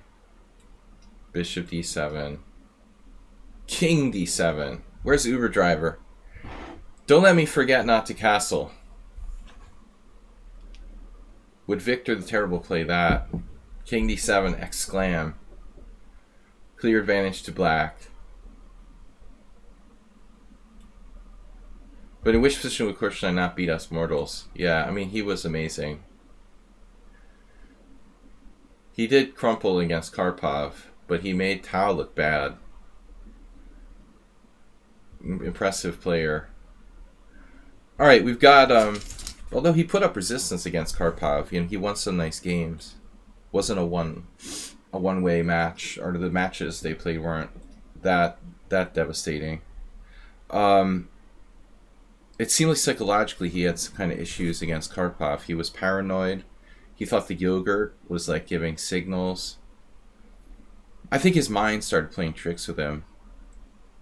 He wasn't well concentrated or something all the time. He blundered one game really badly in a totally winning position.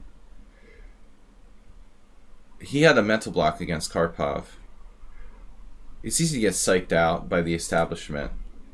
We've got move 11, and move 11. Mule Skinner, move 11, move 11. We got, Dr. Trip Chance. All right, and Dr. Trip Chance. Where's move 11? Move 11. I can just check my messages. Move 11. I'd like to submit a 30 plus 30 training game I played against a weaker engine. No need to call me a weaker engine. We started from a Rosslyn on move 8. The opening moves were blah, blah, blah, blah, blah. Way to move. Oh, no, it's not a game against me. All right. Correspondence from position chess. Human versus computer.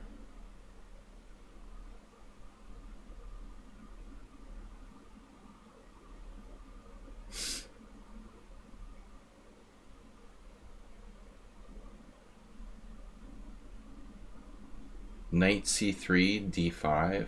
What is that? Wait, there's something crazy going on here. Oh, that's from the position. Yeah, I was like thinking that's the starting moves. All right, I'll be all right when the smoke clears, as they say. I'm thinking the opening was knight c3, d5, and then how would you play e takes d5? So move 11, are you white or black here? I assume you're white.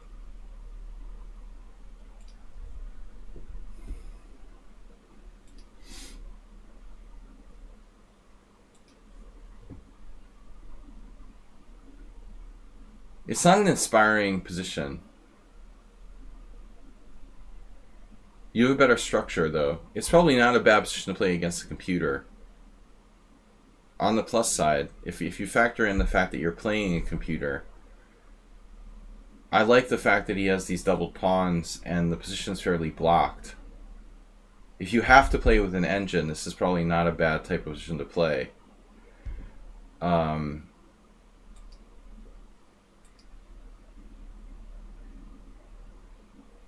Man, I don't know. I mean, is c4 insane? Is it insane to do that? Like, how does he get his knight to d4? I'm sitting here thinking, like, how does black get his knight to d4? Basically, can't you play it like a Hubner Nimzo with c4? This is clearly not forced, but I'm just thinking, like, why not? Maybe.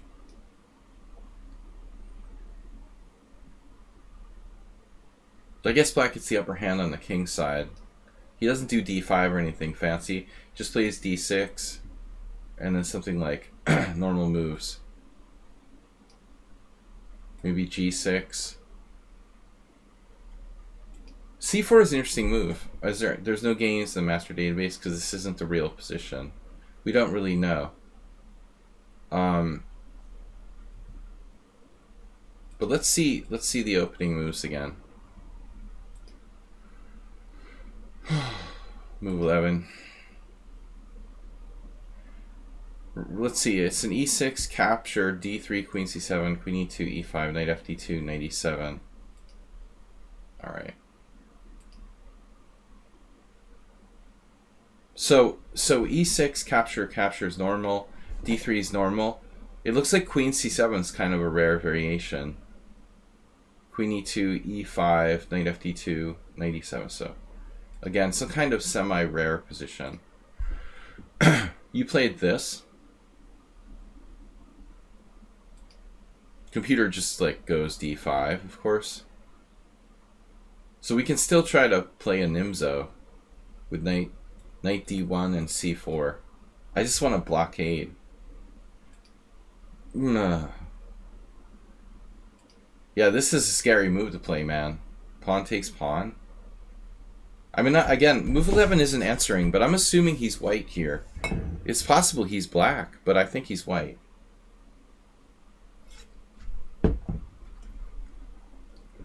To be frank, like, this is the last move I would want to play if I was you. It seems insanely counterintuitive to open the position against these two bishops. But he's got a concrete idea. Very, very dangerous. Jim, welcome. Maybe this is why I always root beer. Yeah. Dreolino. I've degenerated to the point where I drink wine directly from the bottle, like a student on the train or something. It's cough medicine. adult cough medicine. Yeah, I mean, this is crazy. Don't do this against the computer, alright? That's my first advice, but whatever. I would probably, like, hunker down with knight d1 and pray. No, seriously, if we play c4 at a later stage, I keep thinking, like, how is Black's knight going to get into d4? That's my biggest fear. Does it have a way to get there? It would have to get there from e6. How does it get to e6? From, like, c7? How hard is it for Black to maneuver in there? You know, it's amazingly difficult. I know that knight d1 is passive, but... So he goes for this and this, and then he's threatening, like, knight takes d5. So move 11 theory is not to lock it down, but to try to attack the center. Undermine the center.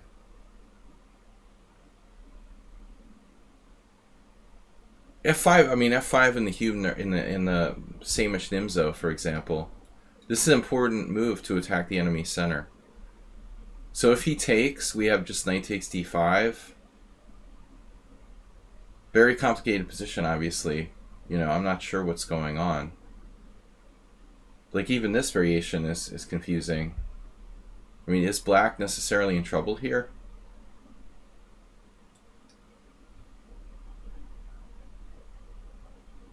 There's no way I would ever play like this against a computer. Unless he knew the position, like, beforehand. Obviously, Black can also play f6, but it looks slow. You know, I think here we have very strong play against the center. So, the computer, or whatever it is, doesn't take. But I still want to know what we do after this. You just play, like, c4. Let's say queen e6. There's no fancy tactics. And I don't feel inspired by this, although maybe this is good enough. Take, take. I don't know, man. I mean, that queen is very scary. It has a lot of range. Sorry, everybody. I'm suffering from the COVID. I might cough. So don't get close to the screen. Don't get too close to your screen. f4, bishop e6. Wow. So this is a weaker computer, is what he said. So Black decides to sacrifice this pawn back. And White doesn't take it. Black is king in the center. Yeah, it looks dubious now.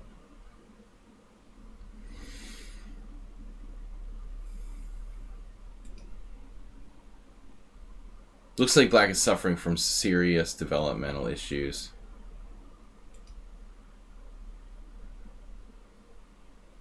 I wonder when he says weaker computer, does he mean like Stockfish level 5 or something?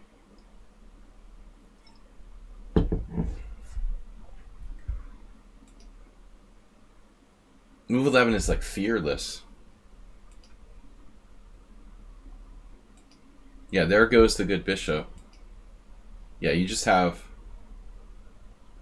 yeah, I'm positive. I try to stay positive, Jim. Normally I'm like very negative in general, but in this case I'm positive. Going to too many strip clubs and stuff like that. Yeah.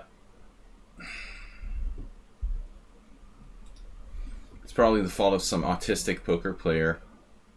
He sat down next to me last week. He waited till an hour into the game to be like, I think I have a fever and I'm sick. And 2 days later I was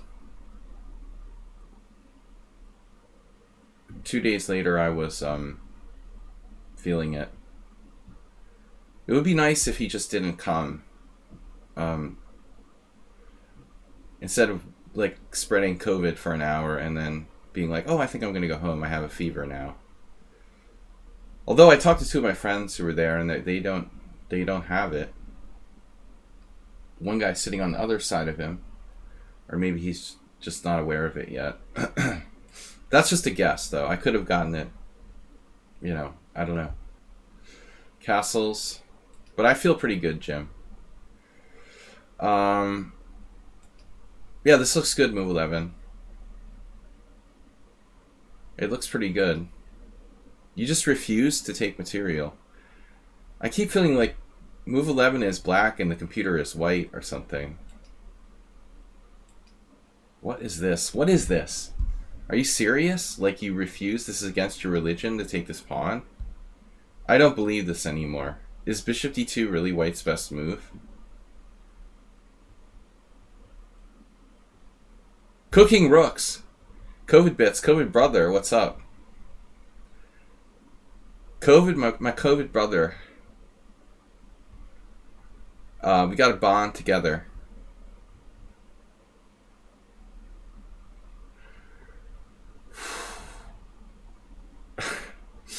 COVID bonding.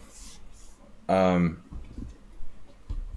I just feel like I have a medium strength cold.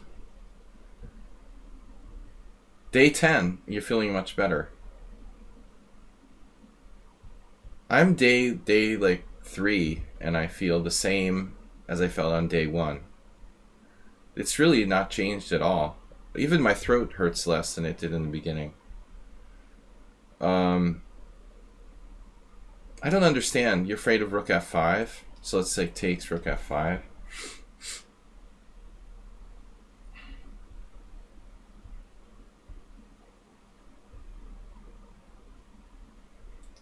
And our other option, like taking here, taking rook takes, king takes, rook check, for example, king g1, rook f5, same difference. The interesting thing is, like, even in this kind of situation, if you lose this pawn, I don't think you're really worse. Because, like, all of his pawns are bad. Like, he has all of these pawns in dark squares. I mean, what am I talking about? You're actually up a pawn. It's going to be equal material. Yeah. You're not even... Yeah, you're fine, no matter what you do here. I mean, black had made unnecessary too many pawn moves. What about, like, knight takes f4, though?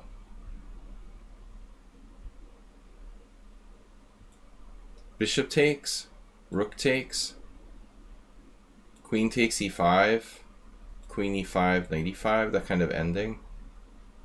He might be able to hold a draw here. Well, the computer will definitely put up massive resistance. This is a funny move. Now it takes, and it gives you the e6 pawn. That was a cold-blooded decision that you might not have anticipated. Maybe that was a really good decision by the computer. I still think like bishop d2 was kind of too fancy. I would never play that, What does the computer, what does Stockfish say? Yeah, it just takes. Now it's changing its mind. b3.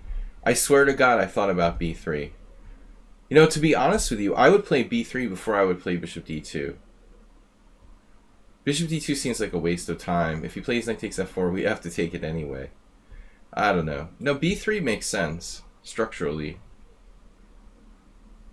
Yeah, I kind of like that.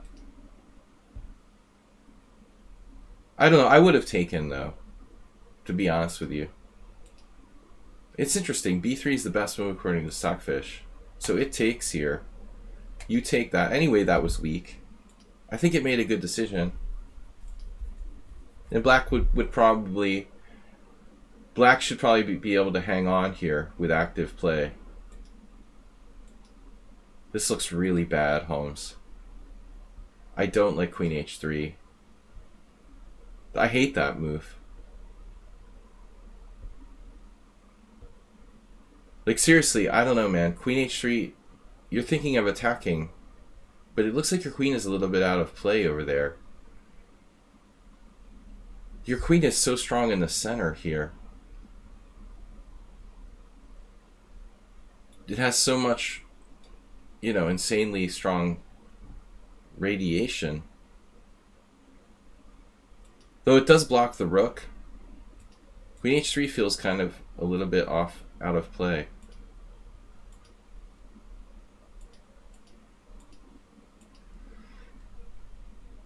Now it's just like a normal Nimzovician position.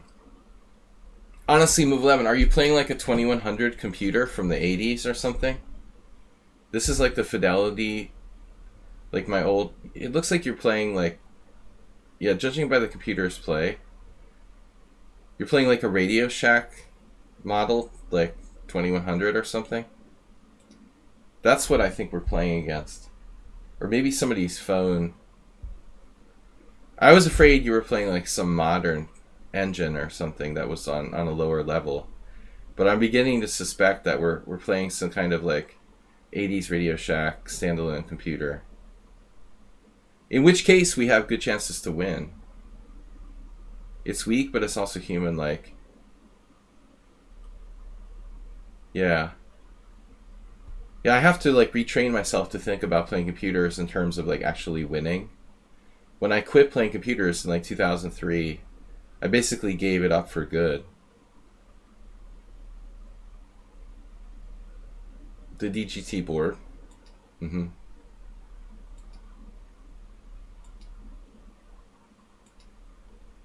But it's probably like some older type of program.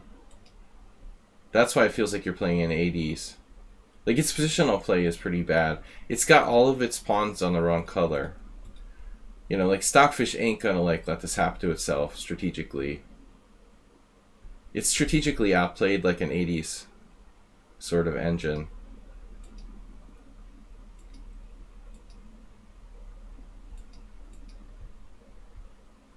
So if you play queen takes, bishop d6, queen e4.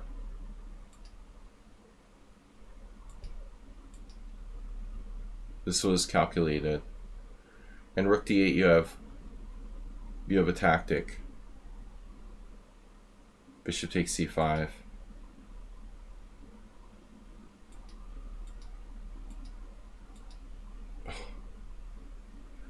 Resourceful, isn't it? Nice pawn sack by the computer there.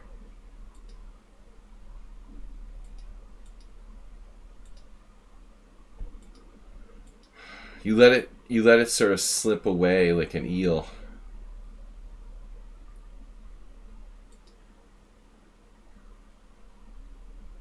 I'm not convinced you're winning anymore. It felt like you had it in your grasp and you let it slip away.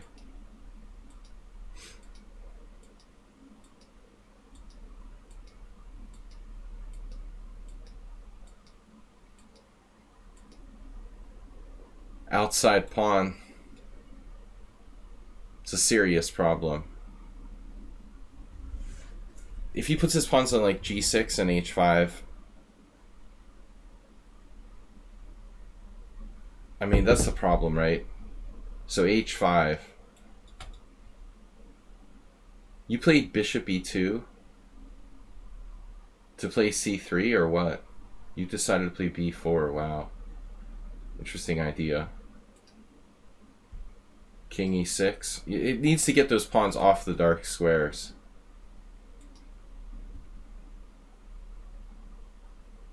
Wow, this is super risky. It let you play b5.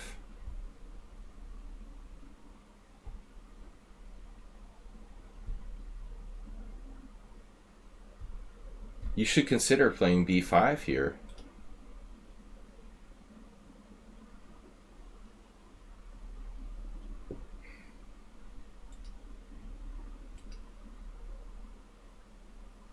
I guess at this point you're like just groveling for a draw now because of its protected pass pawn on the outside.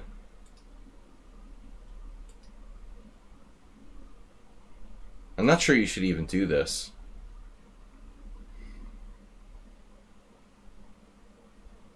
But alright, let's see. Yeah, I don't see any reason to move your king here. You ought to like keep it at a distance. I guess it doesn't matter.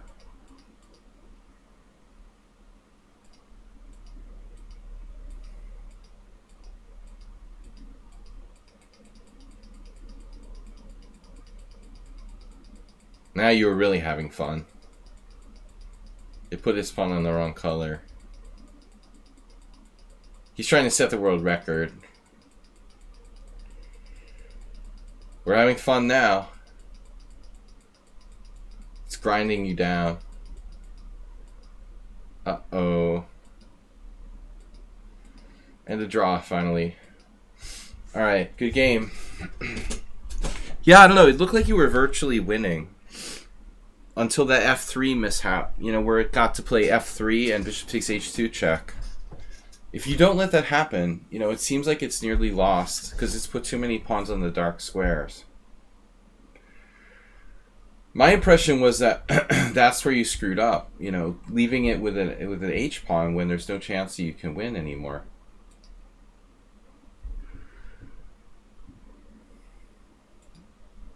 Interesting game. Okay, we've got another game yet with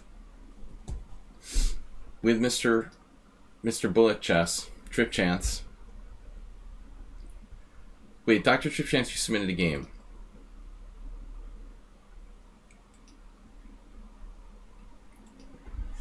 What is this? 3-0. Oh, it's a long game. 3-0. Yeah, all like Russian FIDE masters are rated 2700 in Bullet. Alright, whatever. Dr. Trip Chance against Igor. Highlight my message. Do you? Masturbate your game. Oh my god. Sorry, buddy. We have plenty of time.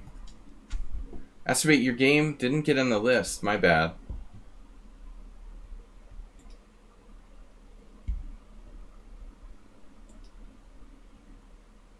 He had the highlight. He had to spend 380 channel points.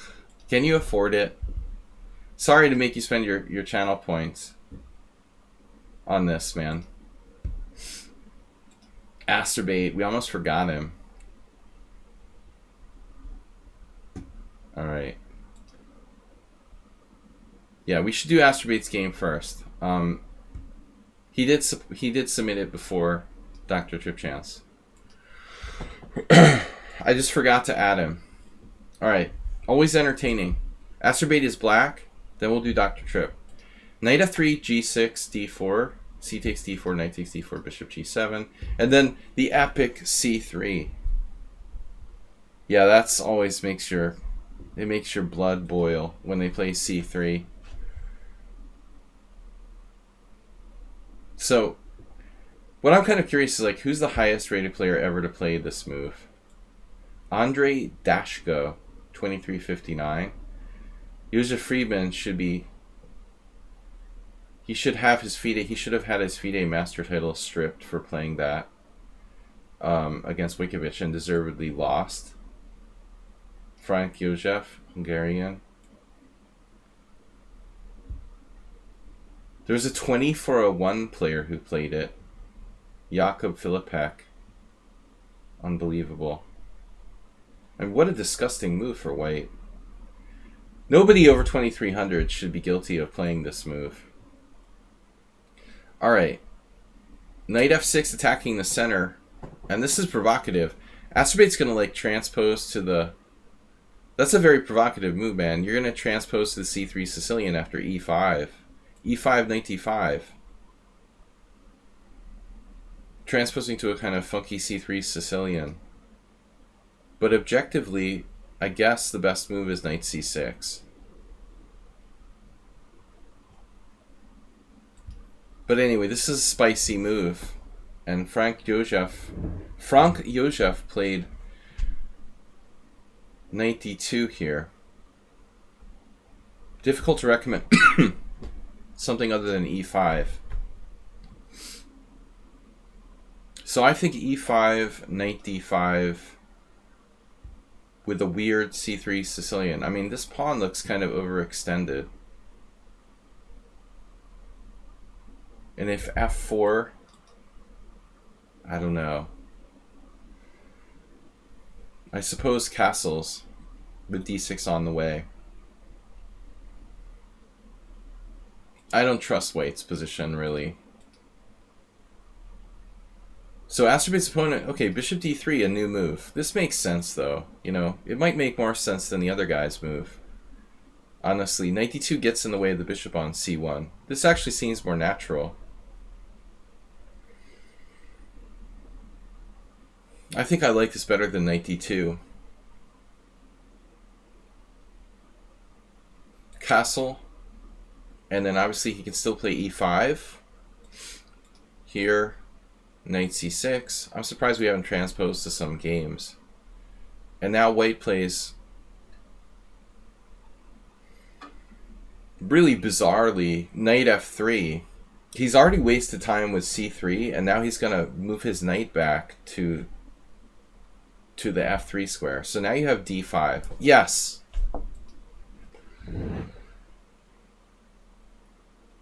Good job. So many times Astrobait has like failed to play for d5 in this accelerated dragon. And I think this is the first time we've seen him like clearly, definitively play d5 when it's like absolutely the best move in the opening. Dr. Tripchans, just d5 your opponent. I think this is the first time he's actually found it. You know, very good.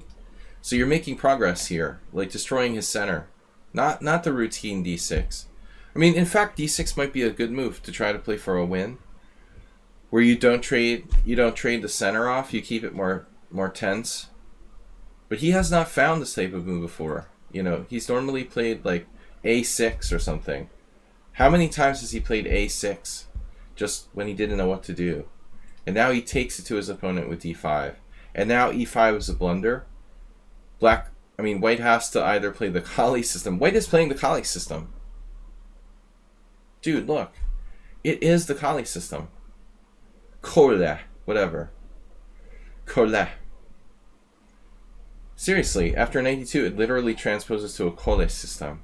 Kole. Right, Uber Driver? Probably one of your favorite openings. No, I'm just kidding.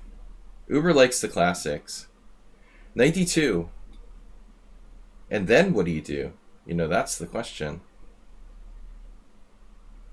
Uber Driver hasn't played the Kole in years. The lawyer times attack. Queen c7? Maybe? Alright. So he does that. Blunder. No, the other possibility obviously is taking. And I think queen takes because it develops the piece. I'm not sure. I mean, knight takes isn't bad. Like, either move is playable. So the game is e5 blunder, knight g4, and White loses his center. This is the goal of hypermodernism. Boom. Thank you for the central pawn, sir. Knight takes e5, rook e1. Thank you for the bishop. But Astrobait could have just contented himself with knight takes d3. With a winning position, basically. Knight takes d3, queen takes d3, e5. Massive center and the threat of e4. I mean, White is lost. But he goes for even more. He's like, no, Bob, I want to see what's behind door number 3. So he plays bishop g4. Not contented with a merely winning position. He wants to smash his opponent, into the ground.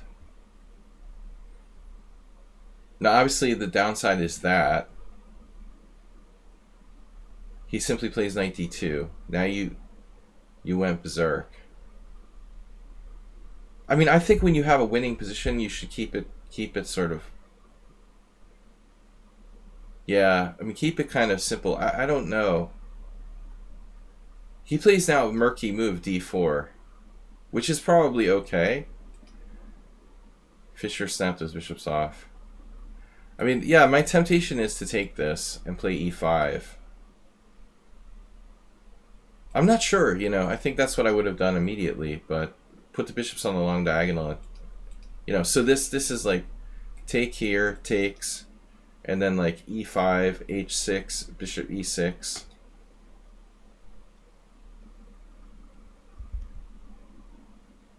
With a just totally winning position.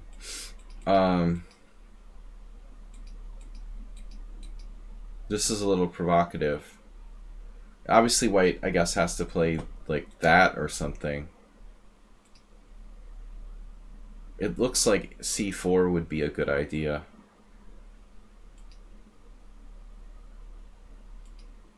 Yeah. This is a problem. So you got a 2-for-1 sale?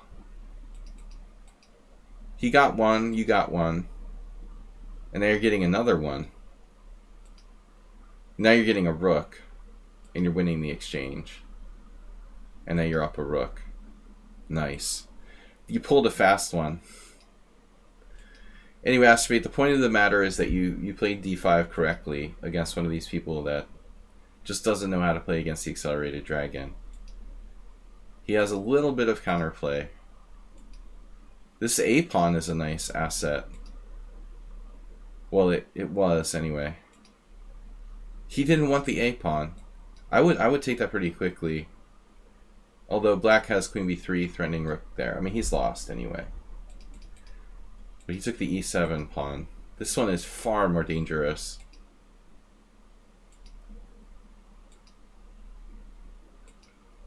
Now he got it. I feel a tactic coming on. There it is. Too late. Nice job. And the elegant rook d1. And now, don't fall for queen f2. Alright, man, good game. Okay, so last game for today. Dr. Trip Chance.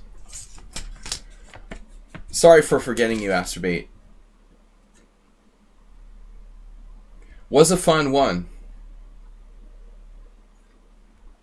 Astrobate's made huge progress.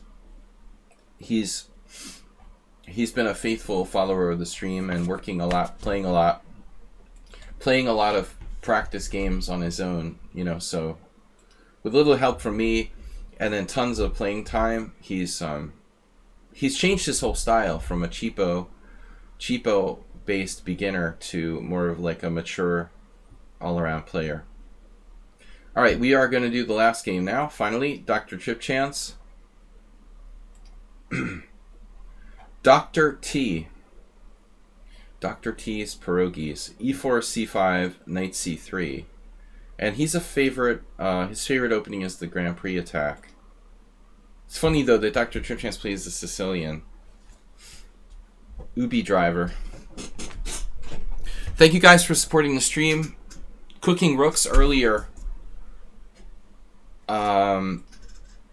With 1919 bits. My COVID brother. COVID bits. Hopefully I'll be able to spend those after my self-isolation. Thanks a lot, guys. So Dr. Trip Chance decides to go back. Okay. Yeah, I mean, the Grand Prix attack is not so good after d5. I think this is a pretty good way for black to play. So either you play the closed Sicilian, or, here you're transposing back into another line. I mean, knight e2 is obviously also good. With maybe 92, you could backdoor some closed Sicilians. I like to do that sometimes. So you just go into an open, and he plays d6. Now it's Scheveningen. The toilet deferred. I just had a game the other day where I think anonymously I played a guy with f4, knight f6, bishop e3, bishop e7, queen f3. This is how I lost against Alexander Ivanov. Emery Tate used to play this too. I played Tate and Ivanov with black in this line. I mean, honestly, Dr. Tripchance just like goes out of book with knight b3. But I mean, against I played the Scheveningen a lot. Like g4 is good too. The pseudo Curies attack, for lack of a better name.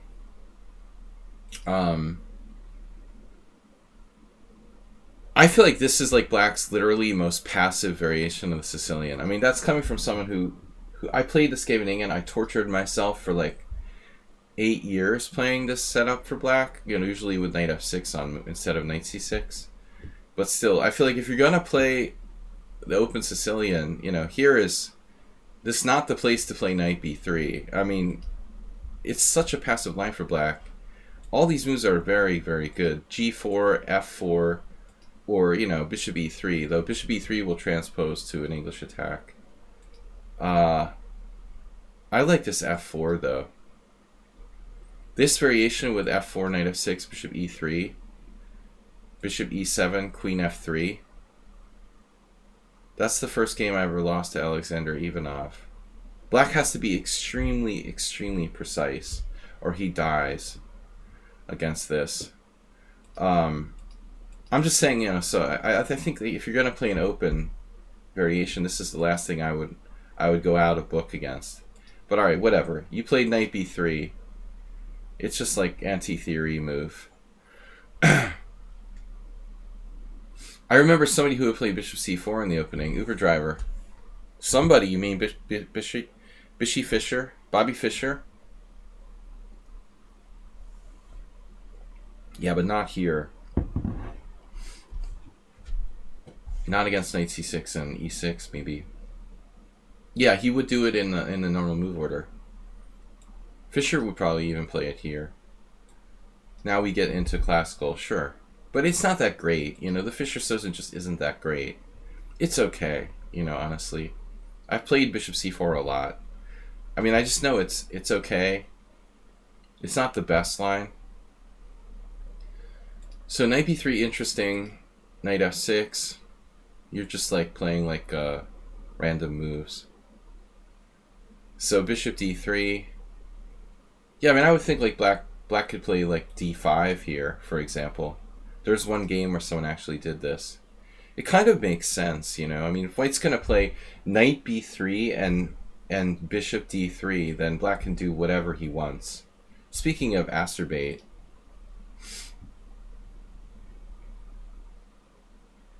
the computer thinks that white is slightly better, of course, like the standard IQP position. But it's a lot like a French. No, I mean, you could do that. Not the most promising, though.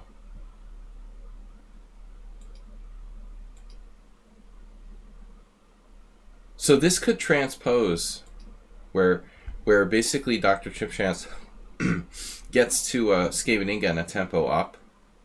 If black isn't careful, there are main lines where you play f4, bishop e3, queen e1, blah blah blah, where white goes bishop e2, bishop d3 in 2 moves. That's why I'm talking about like d5. I mean, black has to be careful, or he's going to end up like losing a move here.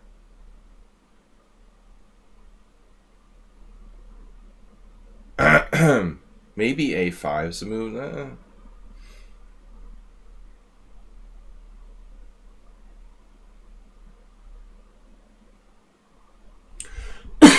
I'm sorry, everybody.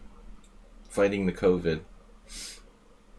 So we transposed to Ali Reza versus some guy who's an exorbitantly high rating.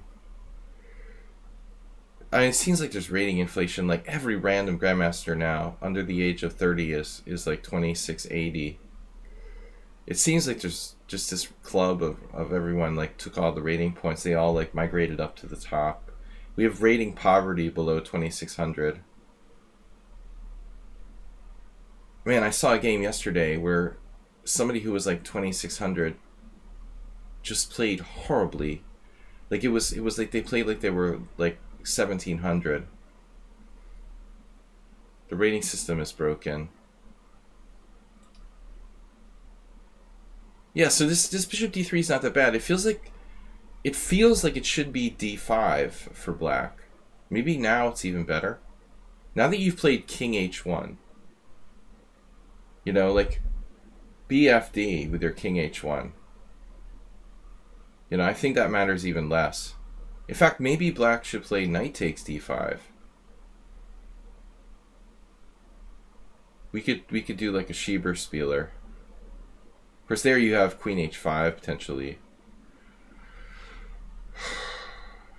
But just saying, you know, I don't think this king h1 is relevant. This could be, that pawn on f2 could be weaker because of knight g4 at some point. How does this evaluate? 0.0. So maybe that's the move. It is. d5 is the best move for black. At least I know something.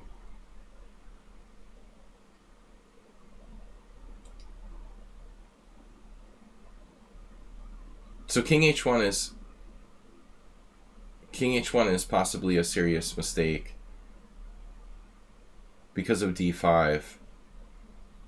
Uber Driver keeps trying to push a5, but I'm not sold on that. Obviously a5, a4. It's a funny idea.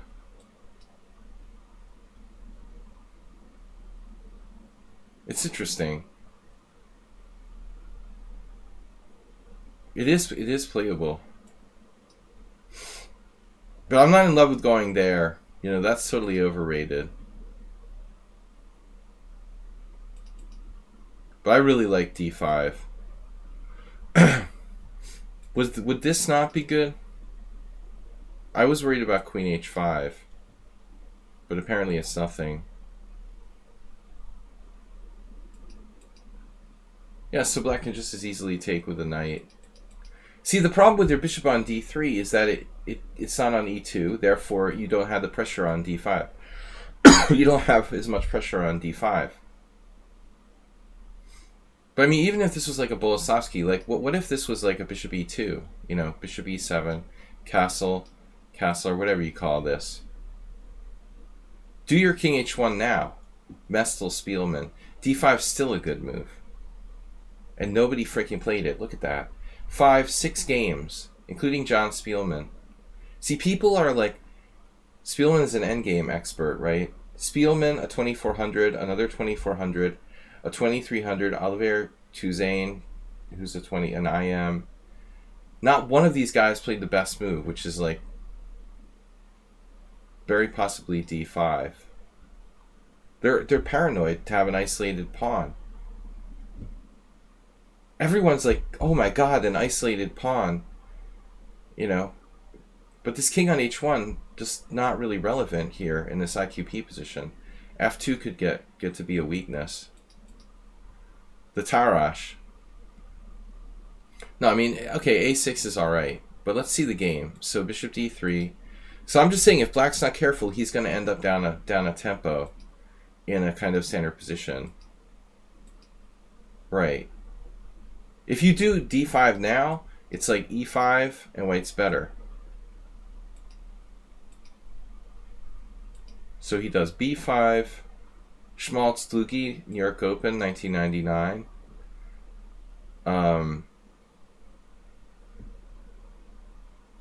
That was the first time I saw Roland. He's a very, very strong bullet player. He was like the best bullet player ever. I think he still plays chess, I mean. a3. That's obviously a reserved move, but normal. Bishop b7, queen e1. Yeah, and so now, again, if d5, it's like a good French for white. So what's black supposed to do?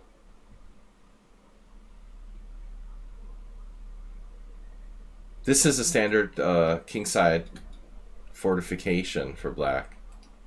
Rook e8, bishop f8. Black plays queen c7. So we got a few games here. Now f5, but I mean, this is normal. But you don't have bishop e2 guarding against that knight h5 possibility like you do in other lines, which is important. So if you try to play like f5, bishop h6, he has knight h5 to interfere a lot of times. But you went immediately f5. This was a blitz game. This e6 square is kind of sensitive, but you need to come over here and then h3.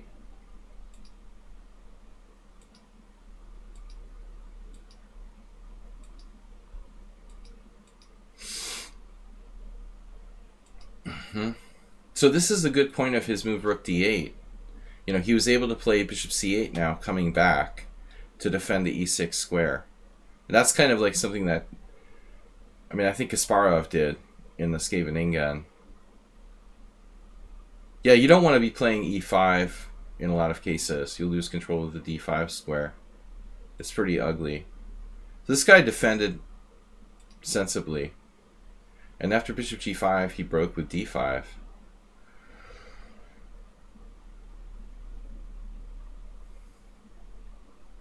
But I mean, it looks like black is holding.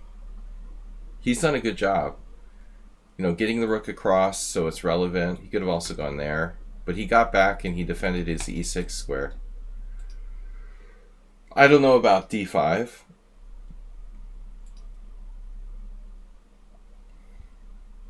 It's kind of difficult for black to make a decision here. Like UberDriver's pointing out, e5 looks rather weird. But he has the bishop coming to e6 now. And it's just looking like a Najdorf.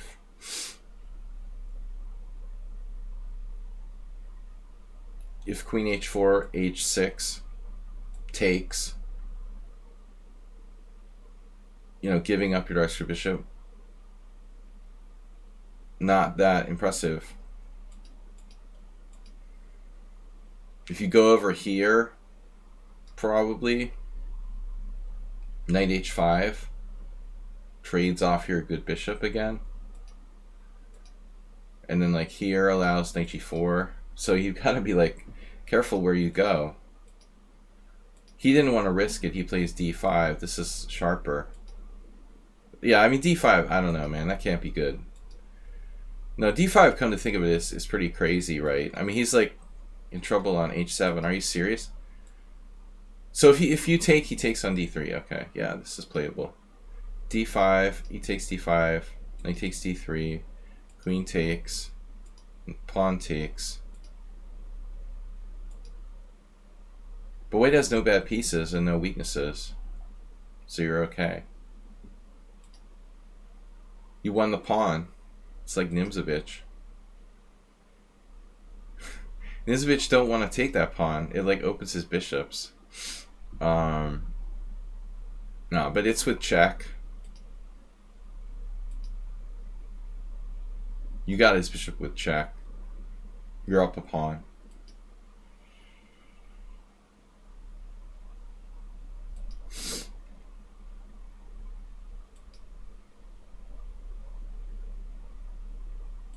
Maybe you're trying too hard here. You know, seriously, Dr. Chance. I mean, maybe you should just trade queens. Is there any chance of winning this, like, technical ending? If you could only play, like, c3 and knight d4, I guess it's still likely a draw. He's got the bishop, and there's only 4 pawns against 3 left. But maybe. You did that. If only we had like one more move, like c3 and knight d4. Again, I don't think it's enough to win, though. It's probably a draw with perfect play. Yeah, I mean, you should just take. I think you should just take here. I wouldn't screw around, but maybe it doesn't matter. And then he just like doesn't even try. You have knight d2. Maybe he screwed up here. Rook b6 is a blunder. He should just take. I mean, this is a clear draw. You have symbolic advantage. e5, de5, knight e4 instead of bishop g5. Alright, so, but this is a blunder, man. You missed knight d2 and you have chances to win. I wouldn't envy Black's task here, you know. I mean, I'll put up all my resistance and I might be able to hold a draw. But he's down a pawn and he has the worst structure. It looks kind of shaky. +1. Did I call it? +1.1. Like it's basically like Black draws if he plays perfectly. Yeah, he's lucky you didn't find that. And then it's just a draw. Alright guys, thanks for the games. I will be back battling COVID again tomorrow morning. I'm going to get some rest and cut it now. Thanks to all of you guys for tuning in with the support we had. A little bit of support from our friends. Let's do a raid. Looks like Pop G is streaming. I haven't raided him in a long time, so we'll do that. Take care, everybody, and I appreciate your support. Don't go anywhere.